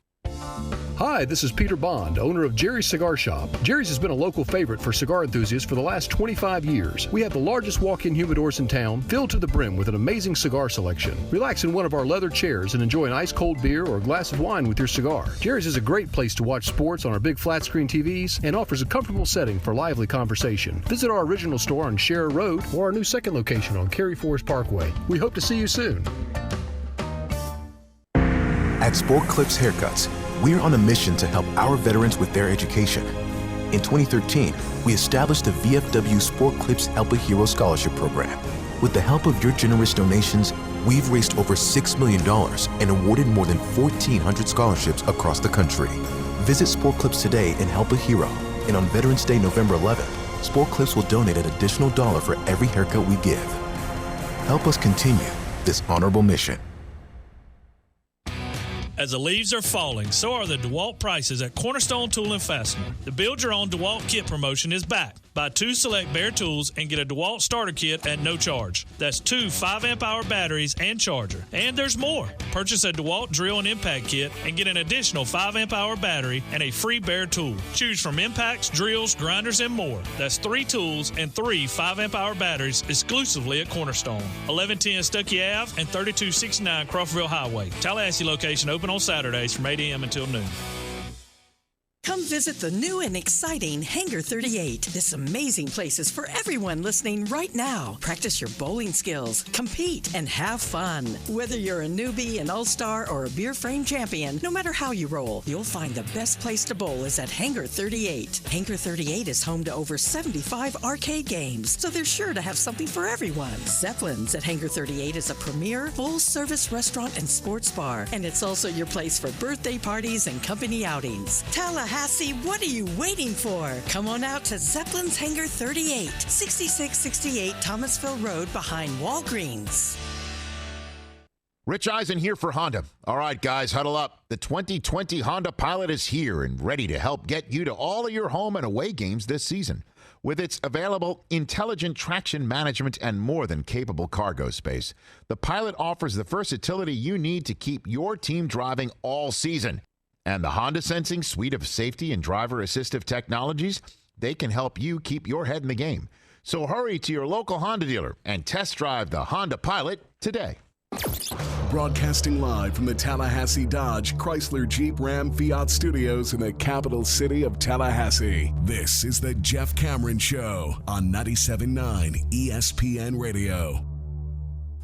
Redemption Thursday, brought to you by Cornerstone Tool and Fastener. Got a do-it-yourself project that needs to be finished? Cornerstone Tool and Fastener, 1110 Stuckey Avenue in Tallahassee and 3269 Crawfordville Highway. Online at ctf.nu.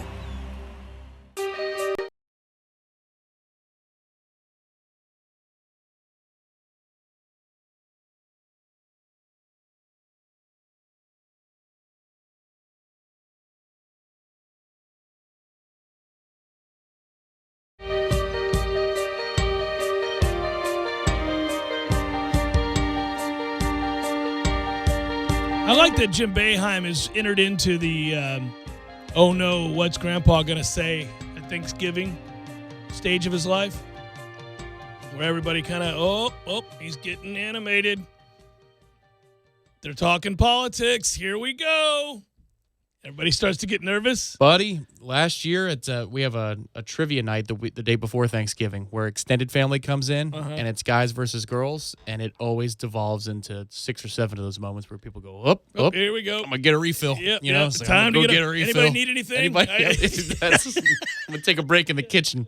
We certainly aren't gonna be asking any questions in the next 5 minutes. It's the worst. Yeah, it's so uneasy.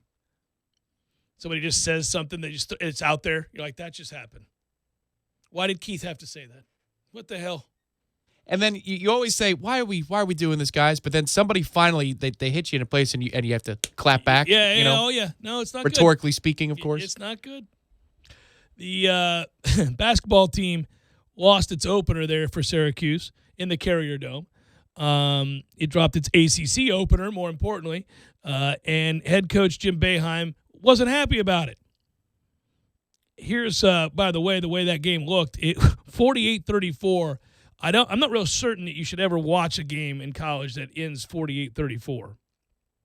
Football, it happens all the time. That is really, really bizarre. That's awful, awful, awful. He was cranky afterwards, and he had some things to say about that. Quote, "You never want to play the league games early. That's just stupid.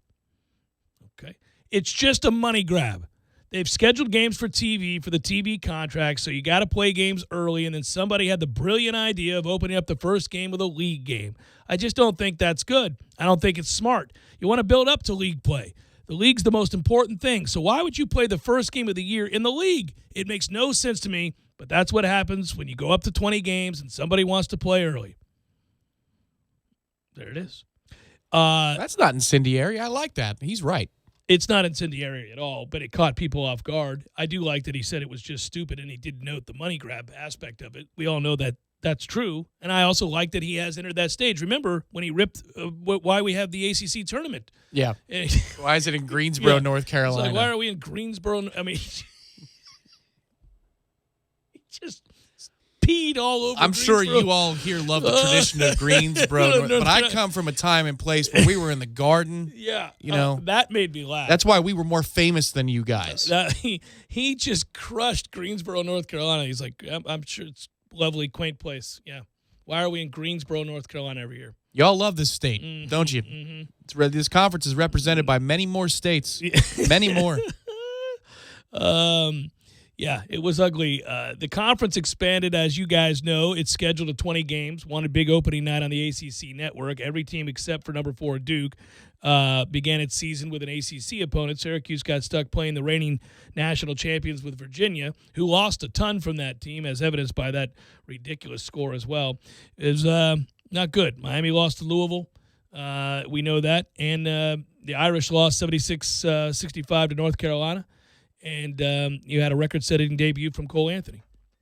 Yeah, I think if you were a Syracuse fan walking into the Dome yesterday and I told you that Virginia is going to score 48 points tonight, you'd say, 1-0, baby, 1-0. No, sir. No, ma'am. Syracuse shot 23% for the game. 23%. I mean, that's a shade over zero. So our guy, I mean, my God. Our guy who called last night's game for FSU and Pitt, who said this offense is god-awful, just like that into the microphone. Imagine what he would have said about that one. I think he would have quit. He would have cried. Or he would have punched somebody in the second row to get himself fired. I think he was like 23 years old. Good Lord. Syracuse, 34 points were the fewest in Boeheim's tenure and the lowest output in 65 years. The score was 2-2 after the first media timeout. A little 2-2 action for you. Virginia is now 90-13 in the ACC since the 2013-2014 season and has held opponents to less than 50 points in 36 of those games. Jeez. It's good defense, but I hate that brand of basketball. Good God, man. Won a national championship. So if you're a Virginia fan, double middle fingers to everybody, I'm sure. Sorry about that, TV guys. But it's like covering Stone Cold in the late 90s. Anytime people are listening just solely to audio, if he says double middle fingers, he has to do the double middle words. I have to do it. Yeah, I can't help it. I'm just laughing at that, by the way. I'm just laughing. 90-13 is a unbelievable record since 2013, 2014. That's absurd. Did you know it was that lopsided? No, that's like what we did in the 90s as a football program. I mean, that is, doing some things.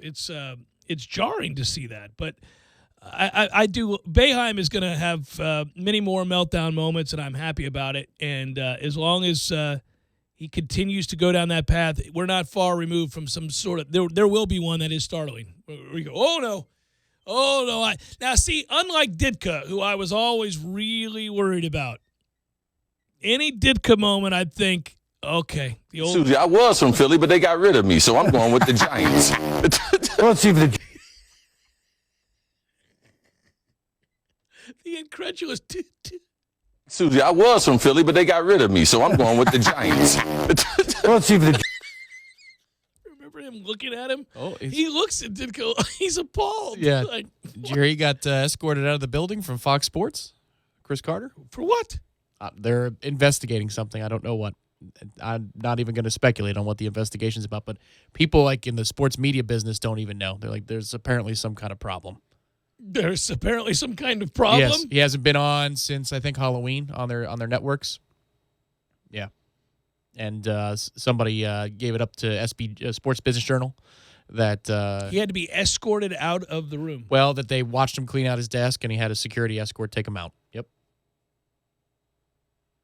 So there that is. He might be laughing on CBS Sports Network in a couple of weeks. I don't know. I don't know. This will be 2 for 2. You think he gets another gig? Susie, I was from Philly, but they got rid of me, so I'm going with the Giants. Let's see the. I'm still thinking about Ditka sitting over there cluelessly, not even realizing that people are looking at him while this is happening. They all looked at him like, what in the hell did you just do? I feel like if C-SPAN wanted to get some ratings, they should just have Ditka on and they ask him questions about the world we live in. It should be a Q&A as conducted by Bob Knight with Mike Ditka. Now, what about this crap? Yeah. Oh, there it would be. Right. It'd be beautiful. And then they could take phone call questions, which C-SPAN, have you ever tuned in for some of those? Oh, it's hilarious. Oh, my God. It's uncomfortable. You get some wackadoos. Well, the best part is the hosts have to sit there and just straight face it the whole time, no matter what they're being asked, no matter what kind of crazy, they'll get conspiracy theory after conspiracy theory.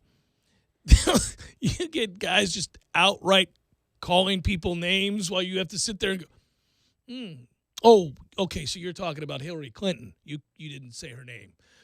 Okay, yes. Go ahead. What's your question? It's the best. You're like, well, goodness gracious. I understand. We go to Raymond in Paducah, Kentucky.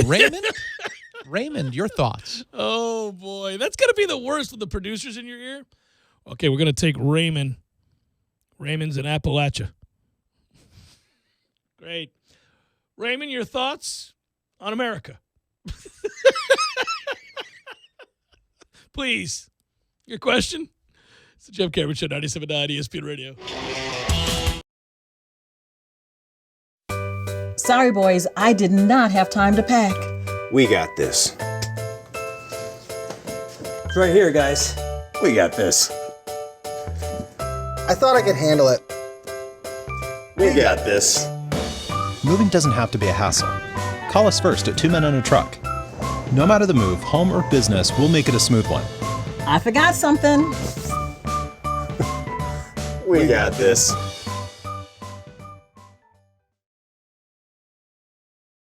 Generous military discount program. During the Veterans Day week, Kraft will guarantee that you get up to $5,000 off any new car in our lot with no payment until next year. We call it Operation Appreciation. And the Kraft brothers take it one step further, because to us, it's a lot more than just another day off from work. Every fireman, every policeman, every veteran, Kraft, Nissan, and Infiniti want to help you help your family. Deployed overseas, you still get privileged military pricing and the ability to order for convenient stateside delivery. And at the end of the week, the Kraft brothers will make another contribution to the Wounded Warrior Project. Respect for every man and woman who chooses to protect our lives and our liberties. Kraft, Nissan, and Infiniti of Tallahassee, thank you for your service. A Kraft Brothers dealership.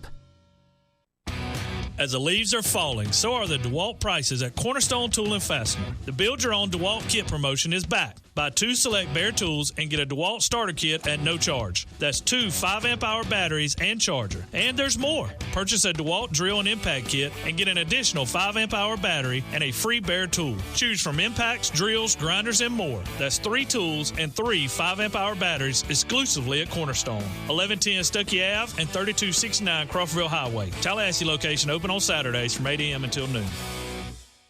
Thursdays are Friday Eve, and that's a reason to celebrate. No matter what you're looking for, they've got you covered every Thursday down in College Town. Centrale offers 50% off select pizzas all day, every Thursday. Or you can stop by Township for Taco Thursday. $2 house tacos, $2. Madison Social offers the Social Agreement. You and a buddy can split 1 order of wings, 2 Madso burgers, 2 bourbons, 2 proof Madison Socials, all for just $40. See what they did there? And don't worry about parking. Plenty of spaces available in the parking deck or surrounding lots. Check out all the Thursday College Town deals right now on ThursdaysInCollegetown.com.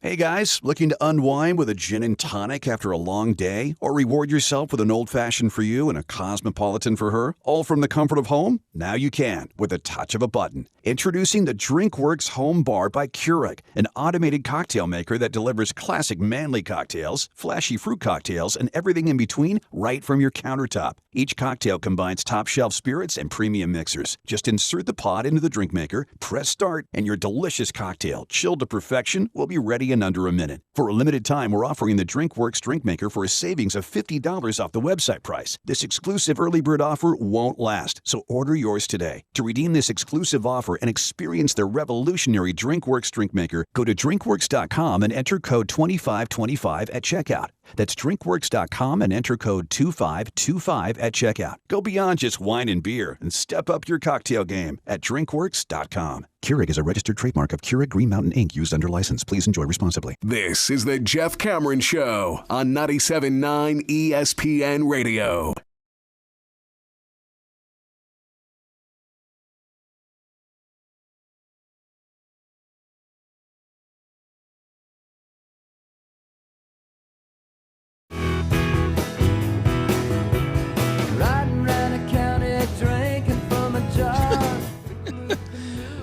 This has gotten funnier and funnier each time. Antonio Brown, quote on Twitter, blank the NFL. I'm going down another path. No more making money off my blood and sweat. No more control of my name and body. Clear my name. I'm done with it. So you fantasy blanks can let it go. Oh, okay. Nobody's calling that guy. Does he think he was in the NCAA? He was supposed to meet with the NFL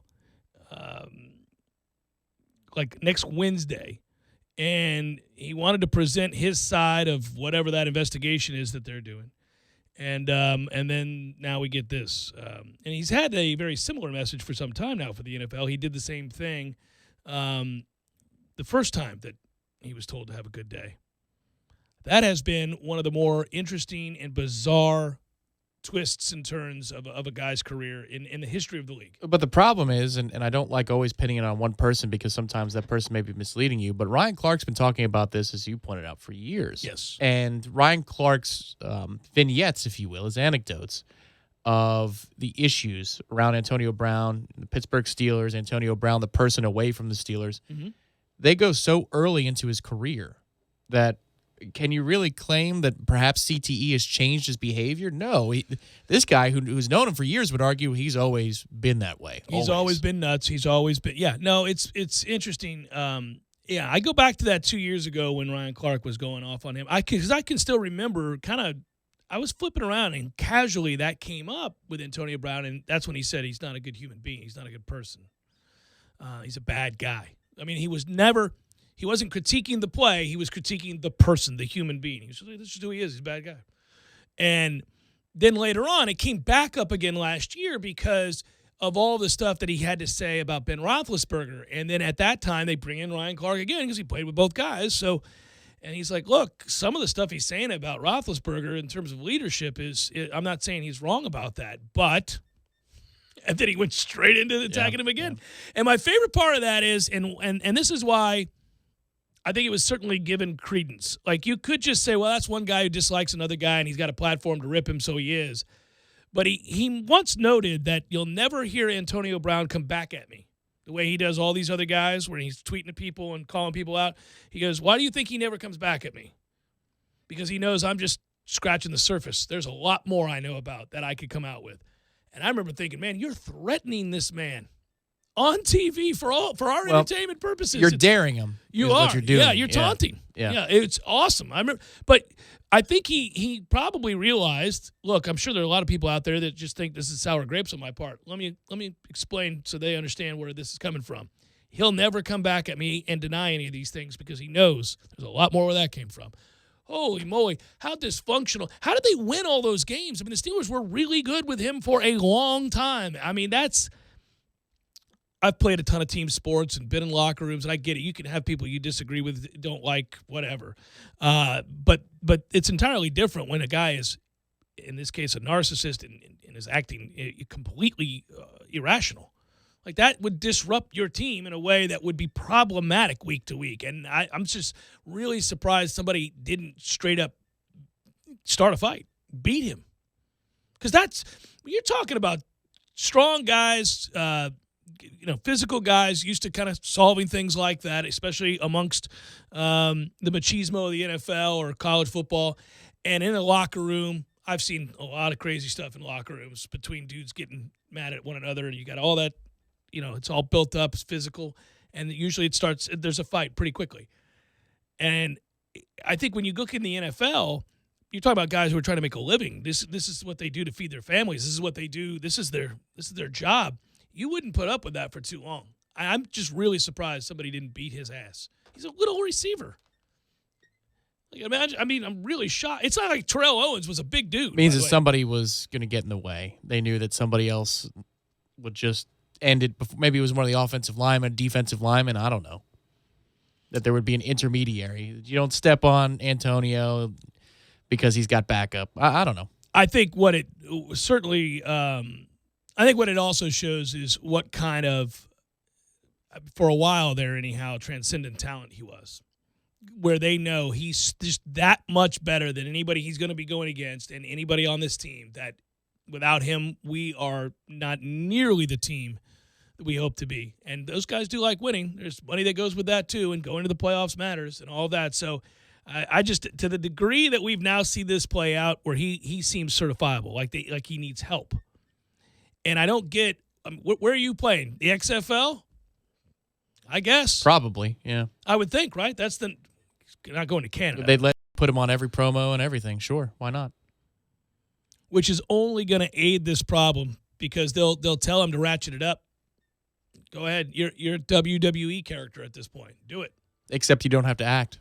No, just That's who you are. Just be who you are. Yeah. No, it's weird to watch it play out like that. I keep thinking that, man, that story, you know how we, over the years, we'll watch a guy's demise or we'll see a player exhibit certain kinds of behavior and then we'll say, man, that's not going to end well. And we're always hesitant because you don't want to, you want to talk. If you think a guy's going to off himself or something like that, you're like, okay, well, I don't really want to talk about this much. This is bad. I kind of have got that sense with him. Well, I saw the headline on ESPN.com today at the top of the list, and I thought, maybe 2 months ago I would have clicked on this because the Oakland Raider back and forth stuff was fascinating to watch.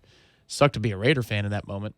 But I didn't care to click on it. Like, sometimes you click it anyway, and you're like, I wonder how many people are just done, because the dude's, while he was a news cycle darling in August, when the times are slow in the media, he's a complete afterthought.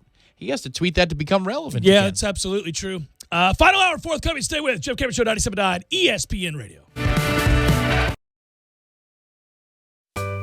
Sorry, boys, I did not have time to pack. We got this. It's right here, guys. We got this. I thought I could handle it. We got this. Moving doesn't have to be a hassle. Call us first at 2 Men and a Truck. No matter the move, home or business, we'll make it a smooth one. I forgot something. We got this.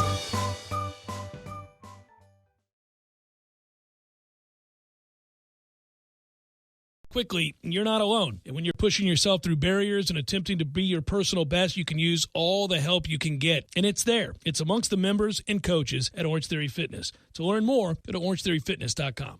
At Tallahassee Dodge Chrysler Jeep Ram, we haven't offered employee pricing in over 10 years. It's back. Get some incredible deals, like a new 2019 Ram, $1,500 up to $7,500 off MSRP, plus 0% for 60 months on the 2019 Motor Trend Truck of the Year. A huge savings only at Tallahassee Dodge Chrysler Jeep Ram. Here's another, a new 2019 Jeep Grand Cherokee, up to $4,000 off MSRP. A new 2019 Dodge Challenger SXT, up to $6,000 off MSRP. Buy one for only $26,999 during our Dodge Power Dollars sales event. Employee pricing plus everyone qualifies going on right now. Only at Tallahassee Dodge Chrysler Jeep Ram, where we're right on the corner and always right on the price. Visit us on the web at TallahasseeDCJ.com. Pricing on in-stock vehicles only, plus tax, tag, and dealer fee with approved credit. See dealer for details. Looking for a bit of cowboy flavor? Introducing Hardee's Southwest Patty Melt. A hearty sandwich with all the taste of the great American Southwest. We're talking a hotter, juicier, thick burger made with 100% black Angus beef, pepper jack cheese, zesty Santa Fe sauce, and enough pickled jalapenos to give it a kick. If it got any more authentic, we'd have to serve it with a cactus and a side of tumbleweeds. The Southwest Patty Melt. Now at Hardee's. Available for a limited time after regular breakfast hours at participating Hardee's. Hotter and juicier beef patty as compared to the Hardee's original beef patty. Barry knows cool.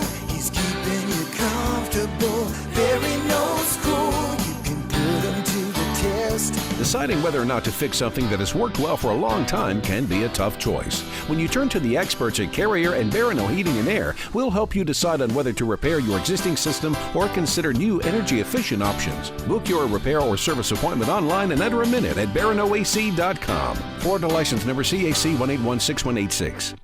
Rich Eisen here for Honda. All right, guys, huddle up. The 2020 Honda Pilot is here and ready to help get you to all of your home and away games this season. With its available intelligent traction management and more than capable cargo space, the Pilot offers the versatility you need to keep your team driving all season. And the Honda Sensing suite of safety and driver assistive technologies, they can help you keep your head in the game. So hurry to your local Honda dealer and test drive the Honda Pilot today. Driving every day from the Tallahassee Dodge Chrysler Jeep Ram Fiat Studios. This is 97.9 ESPN Radio, WTSM, Woodville, Thomasville, Tallahassee. ESPN Radio Sports Center. I'm Doug Brown. ESPN's Josina Anderson reports the NFL will meet next week with free agent wideout Antonio Brown about the accusations of sexual assault from multiple women. Brown says there are teams interested in signing him if these allegations are resolved, but he angrily tweeted today he'll never play in the NFL again. Week 10 kicks off tonight in Oakland with the 4-4 Raiders hosting the 4-5 Chargers. ESPN's Victor Cruz is impressed by the Raiders' running attack. Within the offensive line, I know it's been kind of plug and play, mix and match, but Josh Jacobs has been the steady focal point of that offense, and that's what they're hanging their hat on right now. Victor Cruz on Golic and Wingo. The Chargers are refuting a report earlier this week by The Athletic that said the team was considering moving the team to London. The team will move to a new stadium in Inglewood next season. 76ers guard Ben Simmons being evaluated again today. He left last night's game against the Jazz with a right shoulder sprain. And U.S. President's Cup captain Tiger Woods will announce his 4 wildcard picks tonight to fill out his team. Right now, Dodge is offering Power Dollars. Get $10 off for each horsepower of your new car, all the way up to $7,970 off for a Challenger SRT Hellcat Red-Eye. Hurry into your local Dodge dealer today.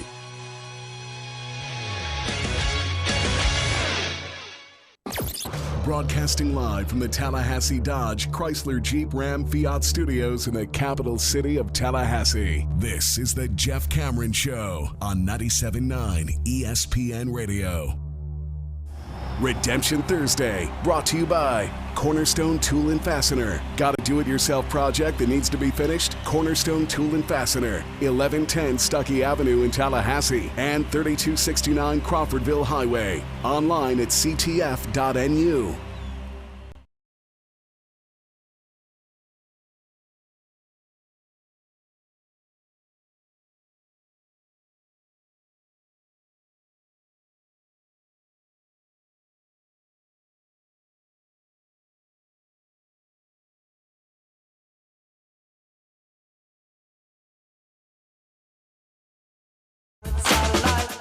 Final hour of the Jeff Cameron Show, at least for today. Thanks for tuning to it. I wish today were a Libations Friday, damn it. It may be a Libations Thursday. We'll see. It is Redemption Thursday. Picks coming your way momentarily. We're online, ESPNTallahassee.com. That's where you go to listen live via the streaming free always. Miss anything, go back and get caught up at your leisure. All 3 hours always posted when we conclude the show. To iTunes, where you rate, review, share, 5 stars, all that good stuff. Also find it on our webpage, ESPNTallahassee.com, and the archived audio. You can email me if you like. It's jcs@979espnradio.com. Appreciate all your emails. You know what? Oftentimes providing some fodder for the show, so that's good. And Periscopers, YouTubers, hope you're well as well. We're at a place now where we're a little forlorn with Florida State with the football there. So my followers on the Twitter there, Tom, occasionally just randomly post things to me that they know I'm interested in that have nothing to do with sports, and I appreciate that. So, I had a guy earlier today say, hey, buddy, the Publix chicken tender subs are on sale via the Twitter. I was like, all right. He knew I needed some good news. He just sent that. You enjoy that sub. I do. I don't get it often because it can't possibly be good for you, but it is so damn tasty. So I'm not on the team that says public subs are garbage because there's like a lot of people who do I think they're just trying to be they're trying to push back. Yeah. Right. But the chicken tenders, enjoy a chicken tender by itself. That's what it's there for, to be enjoyed by itself. It's a standalone item. No, we disagree on this. Really? It's okay. I mean, chicken tenders are whatever, but we put them in a sub like that. But you can do it the way you want to do it. I put a lot of vinegar on mine. Oh, yeah. There's freedom at Publix, yes. Yeah, I got all kinds of vinegar on mine. It's just adds a little something. So I get the Italian, though, because, You get what the you wheat want to get. sub or the multigrain sub. I get the multigrain. Friggin' delicious. It is. We agree on that. Loaded up with the jalapenos. Oh you'd have been proud this morning. So my son is at SeaWorld today, and he's staying overnight and all that. But before, he had to get his 12-year-old wellness check and had to get shots. Felt bad for him. It's always tough. Actually, it's kind of funny. He can't hear me right now, so I won't embarrass him here. I'll just say he can't hear that I'm embarrassing him now. But so I'd forgotten about this stage in life, Tom, and I'm kind of getting reintroduced to it. Uh-oh. When you're 12, he just turned 12. So he's practically a teenager. Things are getting weird. I have a feeling, I've said this a lot, that I'm not going to like him over the next few years. I'm going to love him, but I'm not going to like him. I see evidence of that growing by the week, But I also have to be mindful of how estranged you feel, like you're not part of anything. You're going through all these changes. You're not a little boy anymore, but you're not a man, so you're stuck in limbo. It's tough, right? It's tough. You think you know things, but you really don't know anything, and it's brutal. And also, of course, your body's going through changes. So I remember the first time that he had hair under his arms, and he was like, oh, and he was really bashful about that, shy about that. When I saw it, I called it out. I was like, hey, buddy. And he was like, what? Oh, that's awkward. I should not have done that. That's awkward as hell. I forgot. Yeah. I should not have done that. So then later on, I felt bad, and I felt bad, and I walked in there, and I put my arm around him and go, I'm sorry, man. I'm just your dad. I'm just being a geeky dad. It's just you're growing. You're maturing. That's all it is. It's a Eugene Levy moment. Yeah, it was kind of funny. And I made him laugh. I said a few jokes about the first time I found hair underneath my underarms and all that. And I shared a moment of embarrassment. I was at soccer camp at Eckerd College. I'll never forget it. And the kid said, we were getting water, and the kid pointed it out. Everybody else started laughing. I was like, what the hell? So anyhow, that kid deserves a knuckle sandwich. Yeah, so right. I relayed that story, and he laughed. He got one. So we talked at length, and but then I knew, like, okay, Jeff, remember, switch gears here. You got to remember it's awkward for him too. So today he goes to get his wellness check, and they give him the shots, and they do his height and weight and all that, and they're telling me what percentile he is, and then the lady said, and it's a lady doctor. She's like, well, I gotta take a look down there and check everything out. And I could see his face. He's mortified because now it would be awkward. It is strange. I forgot about that. I don't know. I don't think I ever had a female doctor at that age. Did you? Not that I recall, no. Yeah, so. No. I mean, she was a great professional, did a great show, but I think. Dr. Merkel. No, Dr. Merkel was a guy. Yeah. Yeah, definitely. Yeah, I just thought about that. I was like, I don't think I ever had to deal with that. But then there she was. She's like, all right. And Bryce had that faraway look on his face. He's just staring. You were in the room? Of course I'm in the room, yeah. Oh. Yeah, you're in the room when your kids are getting examined, yes. At 12, though? I think I was alone at that point. No, you're in there. It's a room. You have to. There's no other place for you to go. It's this. That's the waiting room. No. They have to ask you questions. He's a minor. There's a lot of things you got to. I was alone. No.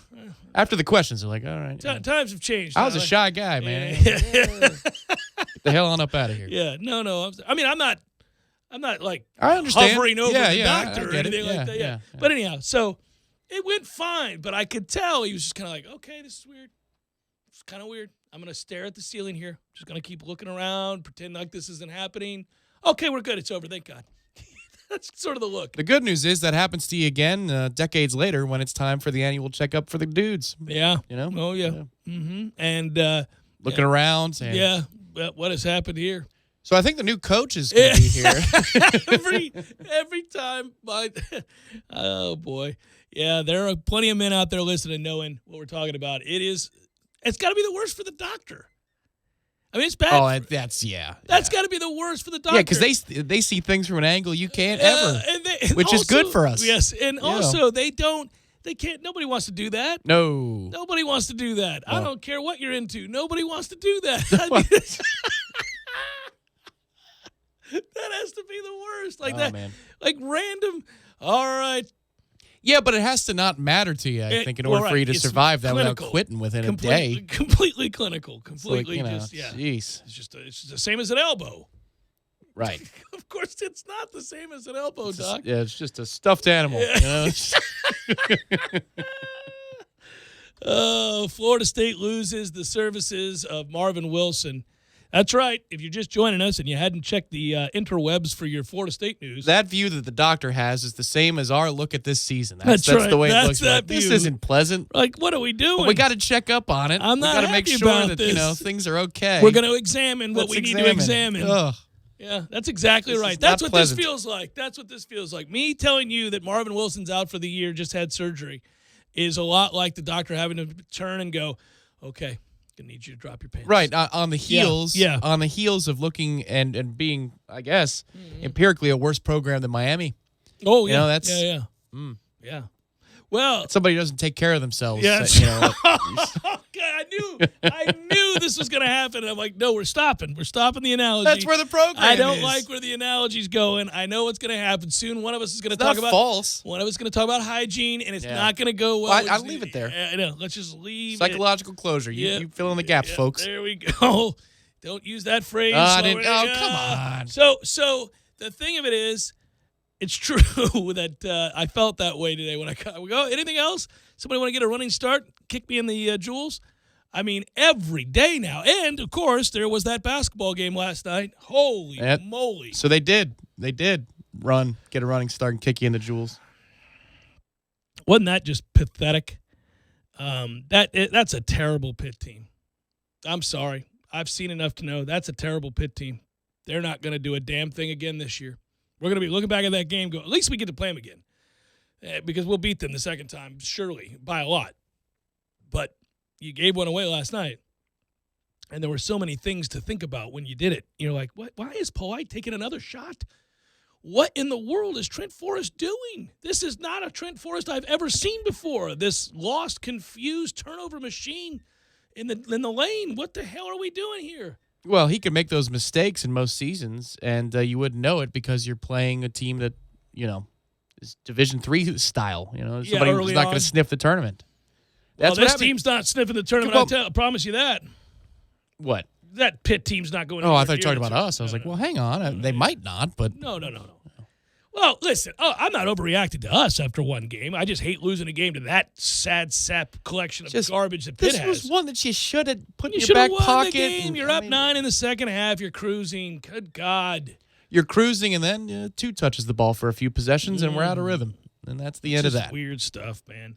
I will say this. If we're assessing things moving forward, and there's a lot that's going to get better and change, and, guys will emerge. You had some guys out there last night that have never played this level of college basketball. You got, but here's my concern, though. If you're going to make an argument, let's put it this way, that things aren't going to get much better this year, and I don't want to make that argument, but there were some things last night that would allow you to start going down that path. And I jotted them in my notes last night because I didn't want to forget to talk about this. First one was that Trent still can't shoot a lick. I mean, how long are we going to be here and not be able to shoot? It's just We're not going to be here one more year with him. he can't shoot. He still can't shoot. That's why he's here in the first place. It He is. never would have been here in the first place if he could shoot. Pisses me off, man. God. I agree, but I'm also thankful that I he love couldn't him. shoot No, because I'm glad he's here. Otherwise, he would have played for Kentucky or whoever. I really, really, really like the kid, and I like a lot about his game. Just would have figured he'd develop a shot at some point. He still can't shoot. Damn it. Hey, man, he made a 3. That's like the one that my wife, Christy, makes out in the driveway after about 20 times of throwing it up there. It looked like it hit underneath the rim and spun above it. Physics should not have allowed for that. I'm sitting there looking at that, how did that go in? That's impossible. That's such an ugly-ass shot. Anyhow, it did. So Trent still can't shoot. MJ Walker, man. Well, he hardly played. Man, why is that? Officiating that I can't describe on this air? Well, he doesn't play smart, Tom, and he gets himself in these problems, and this is going to be – he's not You think that flagrant was legit? I mean, Jesus. No, I don't, but I'm talking about just the whole first half, the situation. Look, I don't think he's going to be appreciably better this year is my concern, is all I'm saying. I don't think we're going to see a more assertive, obviously growing player emerging as the season goes on. I think he is by now who he is. Well, you thought that before the evidence last night, No. I went in hoping like hell. Well, first of all, I didn't know if he was going to be healthy. So that's He was Tough Love Cameron's like friggin' Billy Strode of 2019. He has to be, though, because you can't have that body type and some of those skills and then look the way that he does so frequently. I mean, you're a magnet to be ripped on for that. I mean, but shame on me because that's just who he is now, and I'll go into games not expecting to get a thing out of him worth anything. And then as far as some of the other aspects I'm not as worried about. That's why I can't go too far down that road. But just a couple of things, I'm like, that stinks. Trent still can't shoot. MJ Walker still plays silly. Okay. We're going to miss the hell out of some of that depth of rebounding and other stuff. Yeah, I mean, that was all. There's just a whole hell of a lot. That's why during the all on court display, report, yeah. if I had to bet one thing, I would have taken Pitt +4, just because I don't know what we are. They at least have an identity. And if you play there, they're going to shoot 50 free throws. They're going to shoot an inordinate number of free throws for sure. But, boy, they didn't play well. Pitt's not good. No. They tried to ensure that we were going to win the game. Yeah, but none of the product is good. The ACC is full of dumbasses because, you're putting conference games. Like, I get that you want the TV numbers, but they're more conference games. That's what they did. Well, but I'll bet you that the MAC game last night between the two Ohio squads drew like 3-1 over any of these games. I mean, what if it's a Champions Classic and you put those two name programs? Fine. Yeah. But let your product build to a place where it's actually watchable. Mm-hmm. Syracuse scored 38 points last night. Yeah. It's the lowest they've scored in 50 years. No, not good. But it's going to be a good idea for ratings and pushing the ACC network, not when it's unwatchable. Well, what are we doing? We also know, and we said this, that, hey, that game, I knew whether we won it or lost it, it was going to be an ugly game, that most of these games are across the country even. I get it. They don't have to be conference games. That's your point. I got you. But you flip around right now, you're seeing a lot of ugly basketball. It's kind of why we were making the point about if you want to bet these things, you can get some insight before Vegas has figured out who anybody is. But anyhow, so they lose that game, and now they're going to probably lose to Florida. So we kind of at least wanted to brace you for the idea that Florida State is probably going to start somewhere in the neighborhood of 4-4, 3-5 is a distinct possibility when I look at their schedule. I mean, maybe 2-6. The one thing I liked early on, and I don't know how the hell, I think we were only credited with 6 or 8 blocks for the game. Felt like we blocked 42. Like 50 shots in the first half. Crazy. I don't know what the hell the scorekeeper's doing. That's the ESPN box score, so maybe it's different than the official one. But we've got active hands. We are quick to get in front of people. I think we do a good job with all the raw guys we have here and an experience in the Hamilton system of efforting to play defense. And I like to see that because the funny thing was when we went on our first Elite 8 run, these last 2 years of consecutive, second weekends of the NCAA tournament, the defense arriving was a surprise. It took us forever, and then we went, right. Thank goodness, yeah. But then they invested in it. The one thing I do like about this group is it seems that they really care about trying to contest every shot and trying to rotate as much as they can, as aggressively as they can. For a few years there, I don't think we cared all that much about doing it. Well, we were just interested. No, it was for show, yeah. Even when we got back to tournament level, we were still in the beginning of it. I don't know. Yeah. This group looks like they care to play defense, so that's what gives me hope. I think they know they have to because they're not going to win by just every night, lighting it up. They don't have that team. Devin Vassell's probably a pro here real soon. Enjoy watching him while you can. He's special. You can see he's the guy that I always hoped MJ Walker would become. And Vassell is that guy in a hurry. He got there in no time. By the end of last year, you knew what he was. You're like, that's a cold-hearted killer right there. That guy's a stud. And he knows it. You can see it. He knows what he is, and he's going to be a star on this team. So that's good. That emerged again. And I was hoping to see some of that same growth out of MJ, but we'll see. I'm just not going to count on it. But I do know that he's going to be the guy, and he needs to take a lot of shots, can't get in foul trouble. And, when we get Ham on, I do want to ask him, I mean, I'm never going to Leonard Hamilton is a great attribute to this program, and as a coach for us, I have sung his praises countless times. The only time I ever get really mad with Leonard is this 2-foul business where you're just not going to play for an entire half. Stop that. We don't have to do that. I don't know why we do that. It drives me. I do know why he does it, but I don't agree with it. And we went through an entire stretch here where you don't have 2 of your better players on the court, and one of them is your premier scorer. That's why it's tied at half. And you're probably fortunate to be tied at half. But yeah, if you need to give them a breather to say, all right, listen, they're calling it tight. Yeah. We'll put you back in at the under 16 or the under 12. Yeah. Because I think you finished with 2 for the game. Yeah, I mean, I'm telling you, I hate that. He's not the only one. Lots of coaches have that in their head that you have to do that, but you don't. You don't have to do that. They're allowed to play. No, I think that's what keyed our victory over Virginia in the ACC tournament last year. Was they got a couple of guys. I think it was Jerome. Yeah. Couple of quick fouls early. And they sat his ass for the They sat entire his game. ass. What do you care? It's the ACC tournament. What do you care? Play that guy. Play him. Yeah, Or but at I'm least- glad they didn't. Well, it's just frustrating. All right, I glossed over this way too quickly. It is a big deal that you've seen Marvin Wilson play his last football game in the Garnet and Gold. We'll talk about it next. Jeff Cameron Show 97.9 ESPN Radio.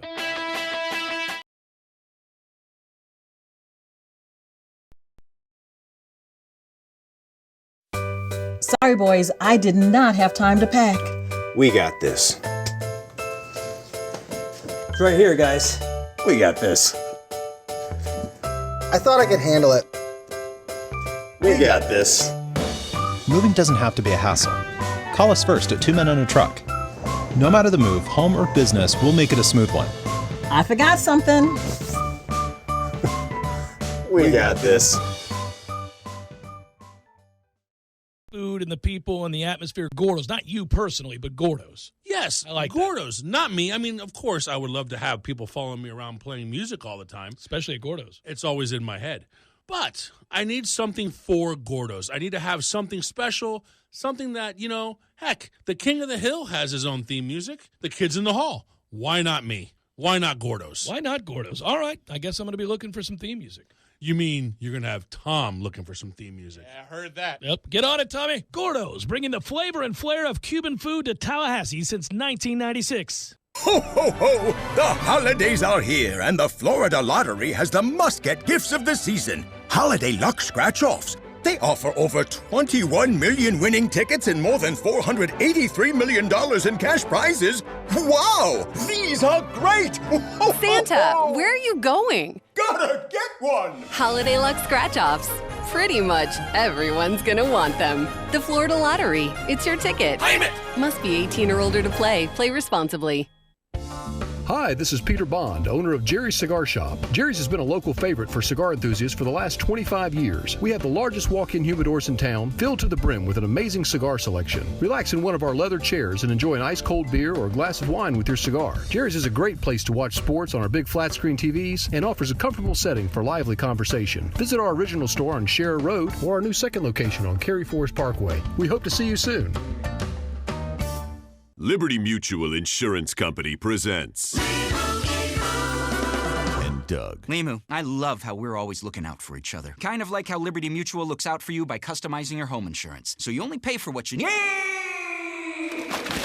Limu, why didn't you tell me about the uncovered manhole? I was literally just telling you. Limu, I had no idea you could swim. Liberty, liberty, liberty, liberty. Only pay for what you need at libertymutual.com. Rich Eisen here for Honda. All right, guys, huddle up. The 2020 Honda Pilot is here and ready to help get you to all of your home and away games this season. With its available intelligent traction management and more than capable cargo space, the Pilot offers the versatility you need to keep your team driving all season. And the Honda Sensing suite of safety and driver assistive technologies, they can help you keep your head in the game.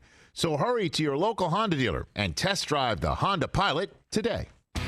As the leaves are falling, so are the DeWalt prices at Cornerstone Tool and Fastener. The Build Your Own DeWalt Kit promotion is back. Buy 2 select Bear tools and get a DeWalt starter kit at no charge. That's 2 5-amp-hour batteries and charger. And there's more. Purchase a DeWalt drill and impact kit and get an additional 5-amp-hour battery and a free Bear tool. Choose from impacts, drills, grinders, and more. That's 3 tools and 3 5-amp-hour batteries exclusively at Cornerstone. 1110 Stuckey Ave and 3269 Crawfordville Highway. Tallahassee location open on Saturdays from 8 a.m. until noon.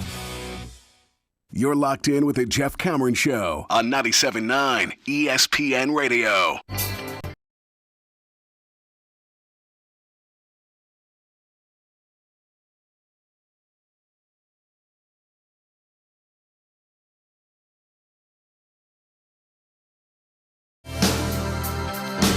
Wagers. Give me South Florida plus 1.5 against Temple. BC minus 2.5 against our beloved Noles.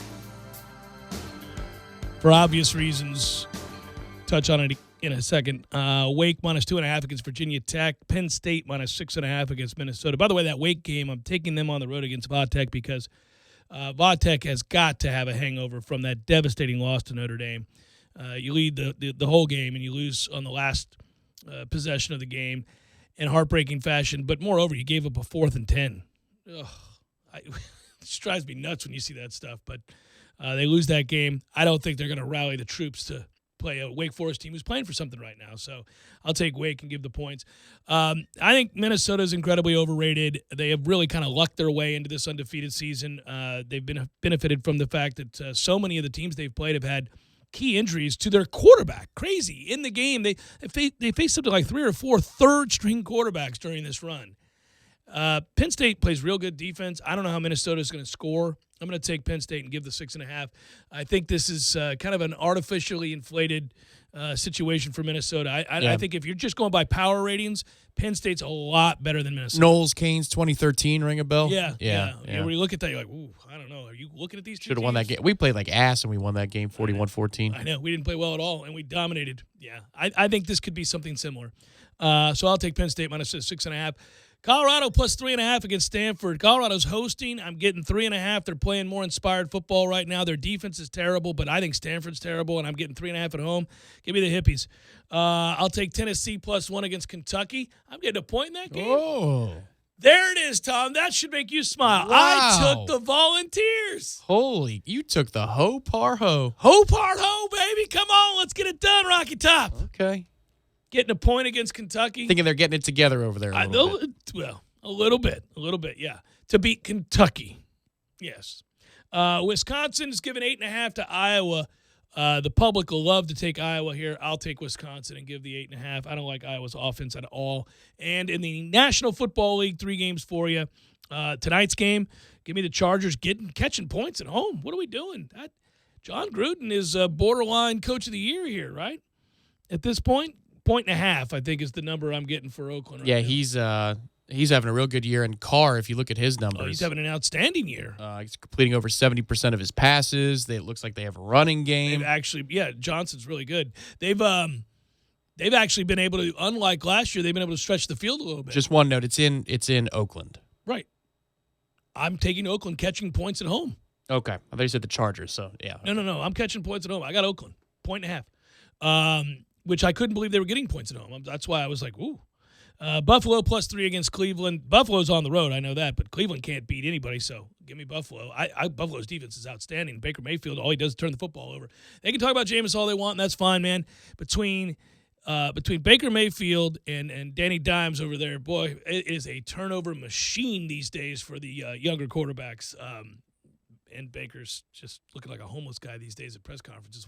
That's all. Well, he shaved the handlebar. He says, I don't deserve it. Yeah. Okay. Cincinnati plus 10 against Baltimore. I know that it's dangerous, but a double-digit home dog who's trying to win, they're not trying to tank. Baltimore is coming off that huge win against New England. I think they'll just go through the motions, be very pedestrian in this football game.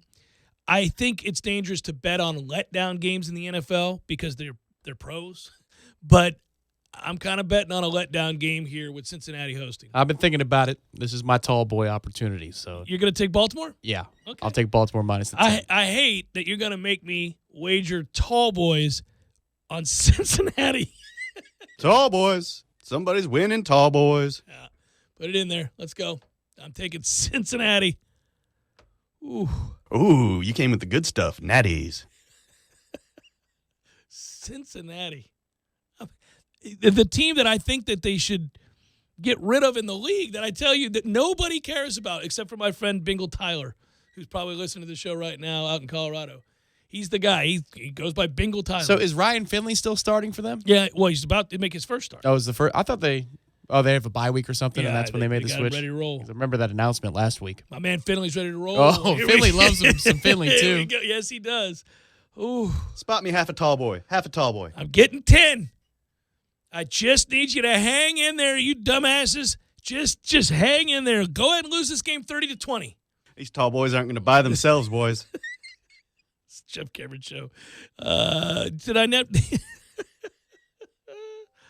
I didn't even do what I wanted to do. Marvin Wilson ended up hurting himself last week. He just let the music play. In that game against Miami, sustained a hand injury. And then the doctors and the athletic training staff told Odell Higgins and crew that surgery would be the best course of action. Marvin's disappointed, and I would say that means his college career is over, and we wasted it. You deserve 2013, Marvin. You deserve that level of return because you cared. You cared deeply about this program. His numbers are indicative of a team that does not have the ability to rush the passer. And what I mean by that is 44 tackles through 9 games is good, but he leads the team in sacks. Your 320-pound defensive tackle leads the team in sacks. It's ridiculous. And he could put on 20, 25 more pounds. You'd barely notice. He's got 5 sacks, leads the team. I'm not ripping him. I'm saying he's nope, you're ripping everybody else. What are we doing?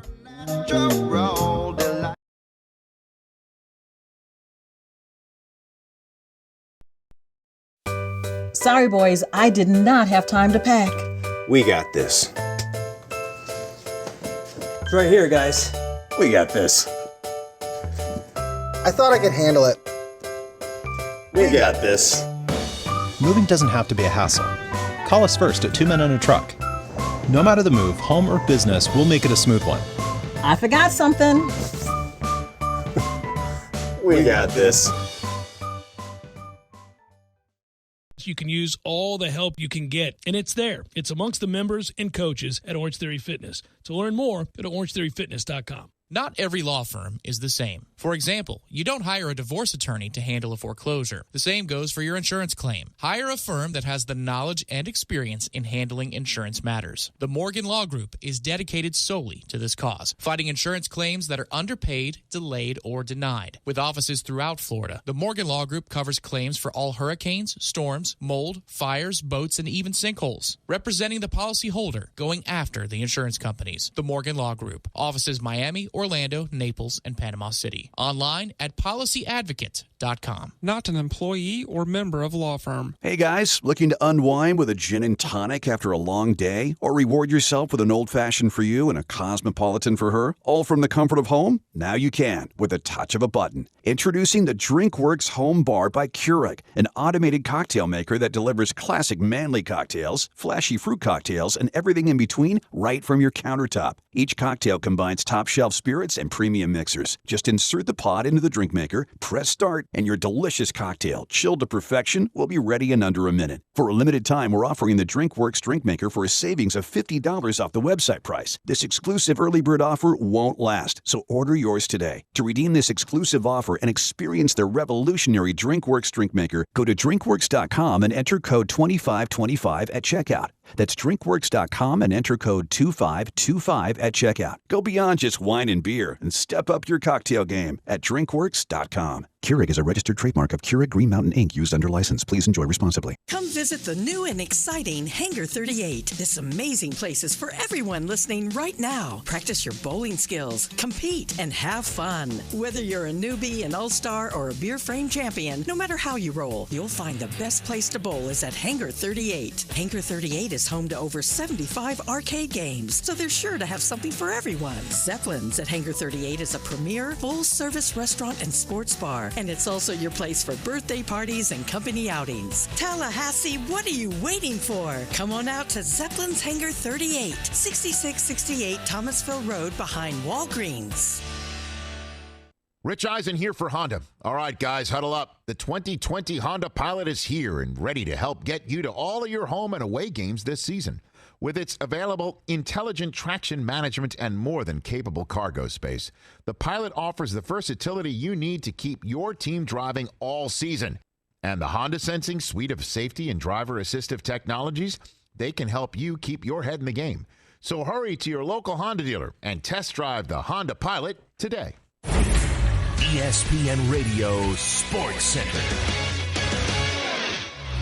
I'm Doug Brown. ESPN's Josina Anderson reports the NFL will meet next week with free agent wideout Antonio Brown about the accusations of sexual assault from multiple women. Brown says there are teams interested in signing him if these allegations are resolved, but he angrily tweeted today he'll never play in the NFL again. Week 10 kicks off tonight in Oakland with the 4-4 Raiders hosting the 4-5 Chargers. ESPN's Victor Cruz is impressed by the Raiders' running attack. Within the offensive line, I know it's been kind of plug and play, mix and match, but Josh Jacobs has been the steady focal point of that offense, and that's what they're hanging their hat on right now. Victor Cruz on Golic and Wingo. The Chargers are refuting a report earlier this week by The Athletic that said the team was considering moving the team to London. The team will move to a new stadium in Inglewood next season. 76ers guard Ben Simmons being evaluated again today. He left last night's game against the Jazz with a right shoulder sprain. And U.S. President's Cup captain Tiger Woods will announce his 4 wildcard picks tonight to fill out his team. Right now, Dodge is offering Power Dollars. Get $10 off for each horsepower of your new car, all the way up to $7,970 off for a Challenger SRT Hellcat Redeye. Hurry into your local Dodge dealer today.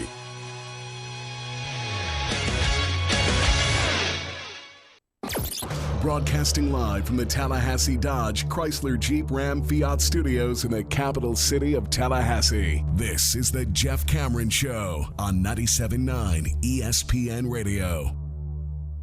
Redemption Thursday, brought to you by Cornerstone Tool and Fastener. Got a do-it-yourself project that needs to be finished? Cornerstone Tool and Fastener, 1110 Stuckey Avenue in Tallahassee and 3269 Crawfordville Highway. Online at ctf.nu.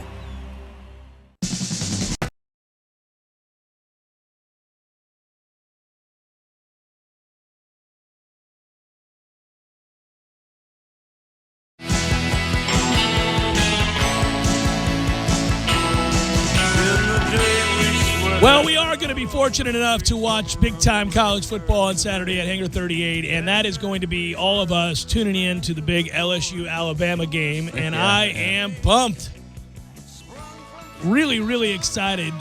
There are so many things we don't know. For example, how healthy is Tua? That will really be of great importance early on to figure out. I stand by my assessment, though. If Tua were completely healthy, and I know it's about a touchdown split 6.5, I'd lay the points and I'd take Bama.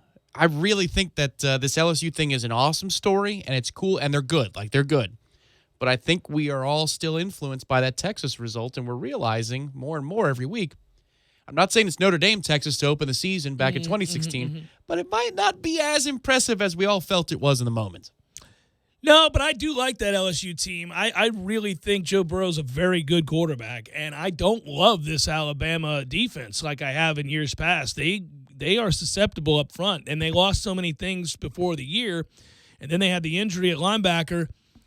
You can move the ball on them. I tend to look at this game in an over situation. I think the number 63. I'm inclined to go over. I think the two teams are going to score. Think about what we're talking about right now. This was a 9-6 game not all that long ago, and here we are talking about a situation where there's a good chance this game – let's put it this way. I'm not going to be stunned if late in the fourth quarter I'm looking at something like 38-31. And we're just sitting here going, Jesus, what a game this has been. These two teams up and down the field, right? Athletes everywhere. Now, they both have – and LSU's defense has been playing better lately. They have, obviously, elite recruits on that side of the ball. They're not lacking from athleticism, but they are lacking from quality, experience, depth in some areas. And so I do think that these two offenses, depending on how healthy Tua is, but obviously those Bama receivers are incredible, probably the best receiving core in the nation. I would say that, I think we're inclined to see fireworks here. Yeah.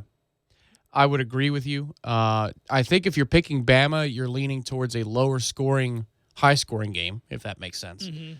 If you're picking LSU, you think it's going to be a shootout. But this all assumes that Tua is healthy. And I heard early on Chuck Oliver today, he had a guest from out in Birmingham, and talked about how Cam Robinson suffered a similar injury years ago, and he never heard about the procedure that was done to relieve pressure. And he's carted off the field against Tennessee, going into, I believe it was another Bama LSU game. And they thought out there, everybody was like, no way this guy plays. He played every snap in that next game, and he plays in the trenches. Ugh. So, that's a much different animal than what you're seeing here.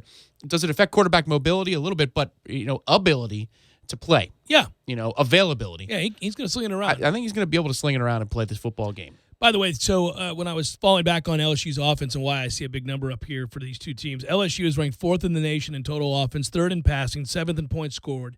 Joe Burrow, by the way, has already broken the school's 16-year-old single-season touchdown pass record of 28. He did that back on October the 19th against Mississippi State with 5 games still to play in the season.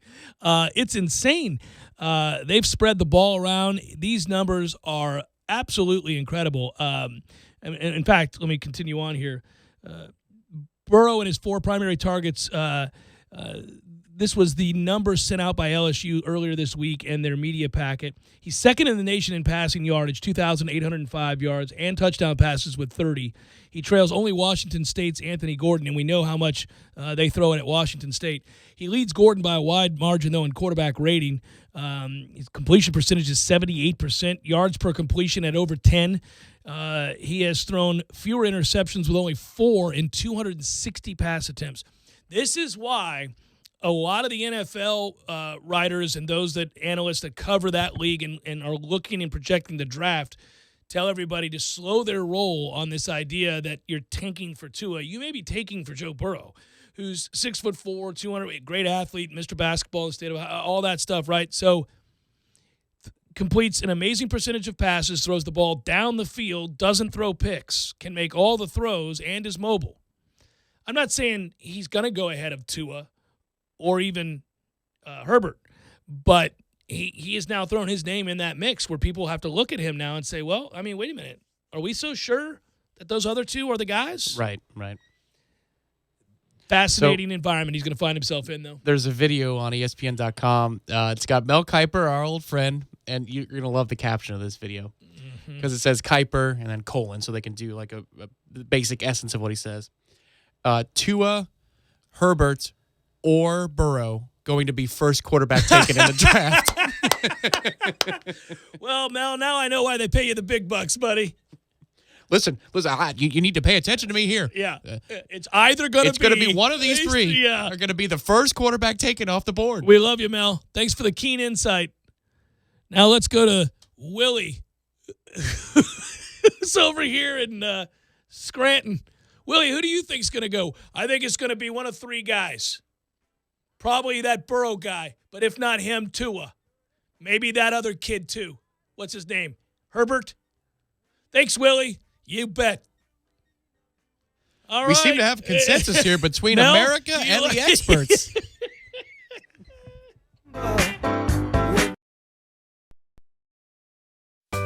Sorry, boys, I did not have time to pack.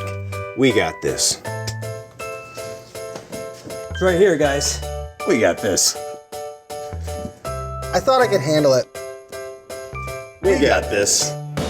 Moving doesn't have to be a hassle. Call us first at 2 Men and a Truck. No matter the move, home or business, we'll make it a smooth one. I forgot something. We got this.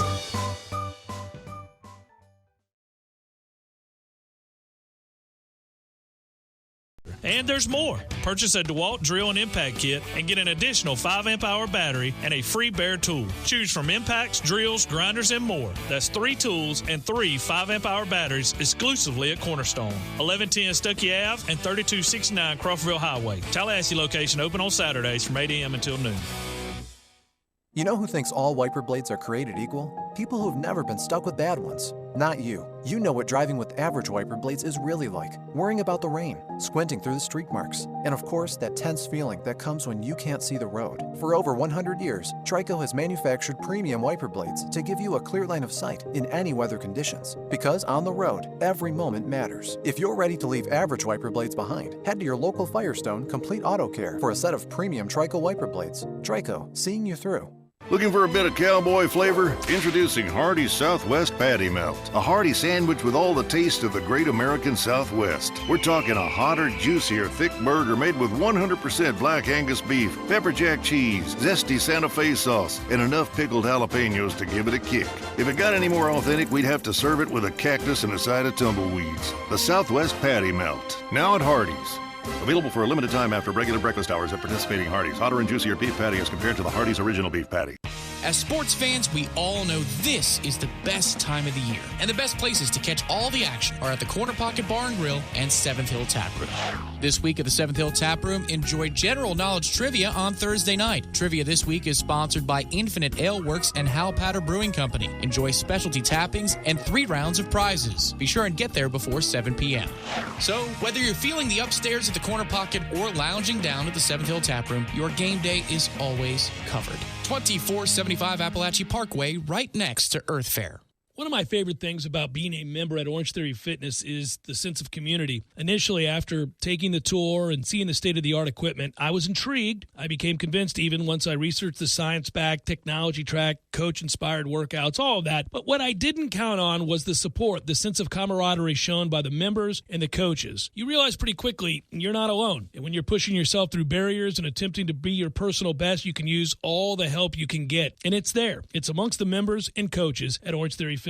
To learn more, go to orangetheoryfitness.com. Hi, Chris Kraft. If you served your country, I am speaking exclusively to you, the best and the bravest amongst us. At each of the Kraft Brothers dealerships, Veterans Day is more than just a day on our calendar. If you are a member of the U.S. military who is active, reserve, retired, or a veteran, Kraft announces again this year our generous military discount program. During the Veterans Day week, Kraft will guarantee that you get up to $5,000 off any new car in our lot with no payment until next year. We call it Operation Appreciation. And the Kraft Brothers take it one step further, because to us, it's a lot more than just another day off from work. Every fireman, every policeman, every veteran, Kraft, Nissan, and Infiniti want to help you help your family. Deployed overseas, you still get privileged military pricing and the ability to order for convenient stateside delivery. And at the end of the week, the Kraft Brothers will make another contribution to the Wounded Warrior Project. Respect for every man and woman who chooses to protect our lives and our liberties. Kraft, Nissan, and Infiniti of Tallahassee, thank you for your service. A Kraft Brothers dealership. This is the Jeff Cameron Show. Jeff Cameron Show on 97.9 ESPN Radio.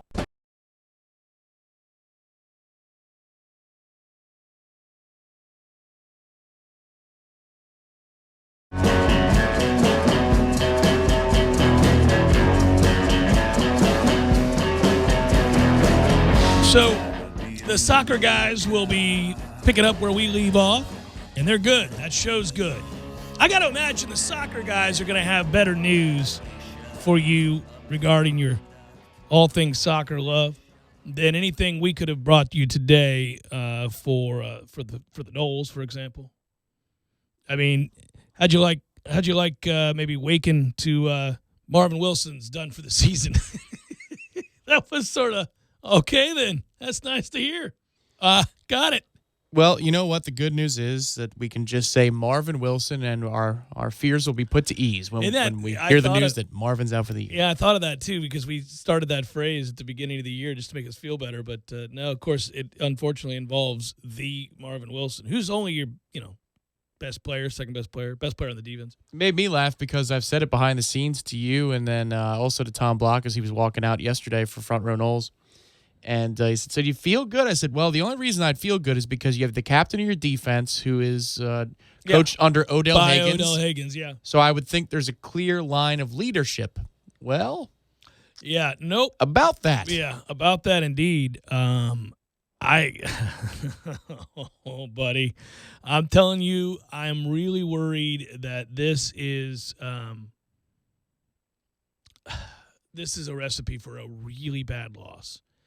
If you're considering some of the other stuff that's gone on, obviously, in the last week, and now you lose that guy. I mean, not just physically one of your best two players, which, the actual physical ability to do something about it matters, but also probably your best leader on the football team and most inspiring individuals on the football team, right? A guy that everybody on that squad looks up to. There's no other player on this team you could have lost, not even Cam Akers, that would have been as devastating as Marvin Wilson. And cold, big backs, thin at the defensive line now, very thin on the defensive line. One purpose, one vision. Yeah. Under Adazio, we move forward. Oh, buddy, I'm telling you now, I don't like it. I'm going to sound like when Bryce was a kid. I don't like it. I'm letting you right now, I don't like it. I think we could lose by 4 scores. I'm really beginning to feel like we're going to lose by 4 scores. Which is why when you join us at Hangar 38 on Saturday for this noon kickoff against Boston College, we're going to have a lot of discussions. We're just going to talk through it. Yeah. We'll watch the football game. Well, but we'll talk through all of our fears and all of our thoughts. It'll be over with quickly, though, luckily. It's a nooner. You get on with your day, it's okay. No, well, I mean, you can hang out. You can. And stick around and watch Bama LSU. That'll be fun. It's going to be awesome. So something to say here, though, that if I'm going to play devil's advocate, like I was talking about earlier in the show, I'm very fascinated on the other side of the ball because the one thing that'll keep us from getting boat raced by 4 scores is the fact that BC's defense is not good. And I have a suspicion that Kendall's going to be able to call this game exactly the way that Kendall wants to call this game, free and easy. And I think they'll put up some points. So if you figure that we might put, somewhere in the neighborhood of 30 points on BC, maybe.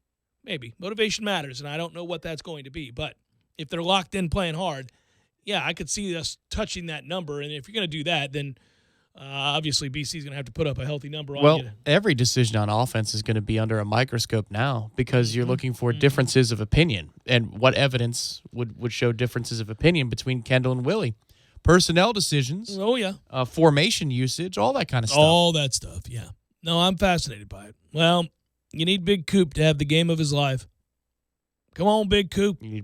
Briggs, Janarius. Yeah, Janarius has to play well. Yep, you're going to need man, I tell you what, that ain't good. That ain't. Hey, maybe, little True Thompson action? I was going to say maybe True Thompson can step in there and have himself a day. He's had plenty of time to get stronger.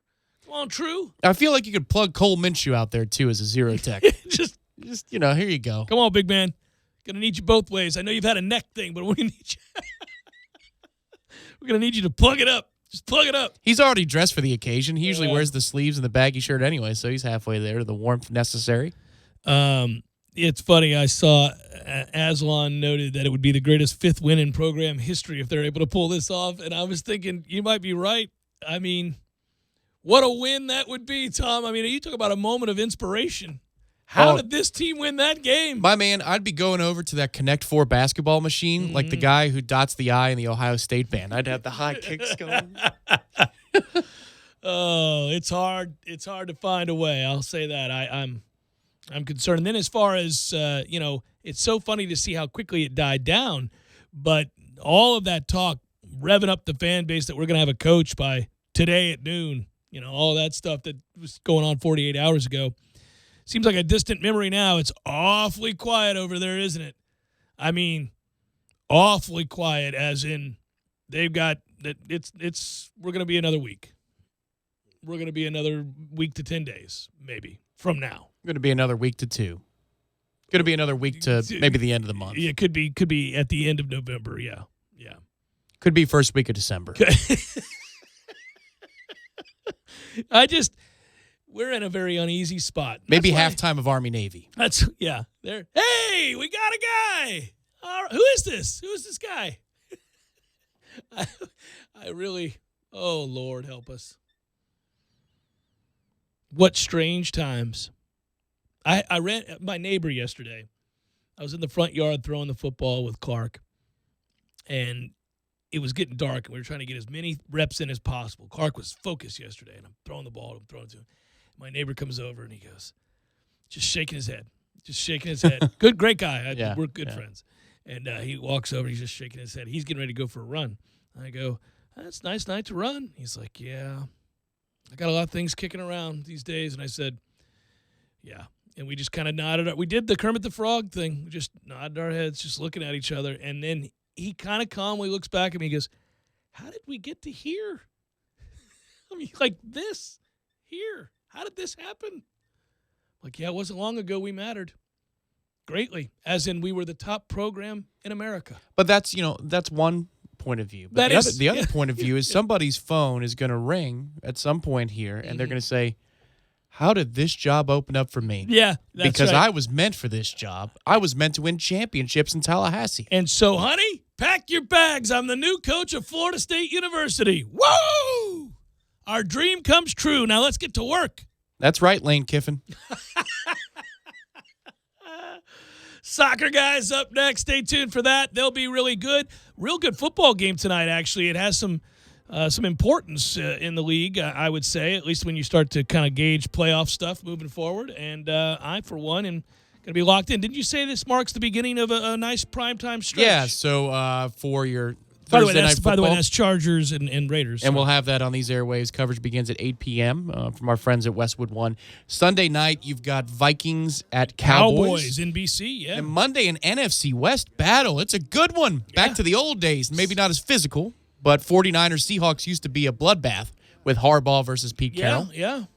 This might be the Great start game. of a new good rivalry between those two franchises. You're right. I when you said that, I started to pull up the schedule, and how about that? We get this game tonight, then, like you said, Minnesota-Dallas is real. I'm sure Tessitore's like, oh, thank God. I can actually be enthusiastic. Yeah, about something worthy of being enthusiastic, because normally I just have to celebrate first downs at a nothing game in the first quarter. Well, and the good news is, too, that for all of this, we have the front coming in tonight. So it's going to be a 68 high tomorrow, 44 for a low, gets into low 40s on Saturday for a low. Keep talking, Tom. So what you need to do is warm yourself up when you go outdoors for the crisp, cool air. Yeah. Stop by Jerry's Cigar Shop, Jerry's! 2810 Share Road, Jerry's! 2910 Cary Forest Parkway. And you say, hey, you know what? I need to accompany these football wins with a little stogie. I'm going to do it. I'm going to roll on into Jerry's, Tom. You've convinced me. And if you don't remember where they are, just go to Jerry's Cigar Shop. Cigarshop.com. Of course, that's what I meant. Jerry'sCigarShop.com. Good work out of you. Good work, Matthew. Soccer guys next. Stay tuned.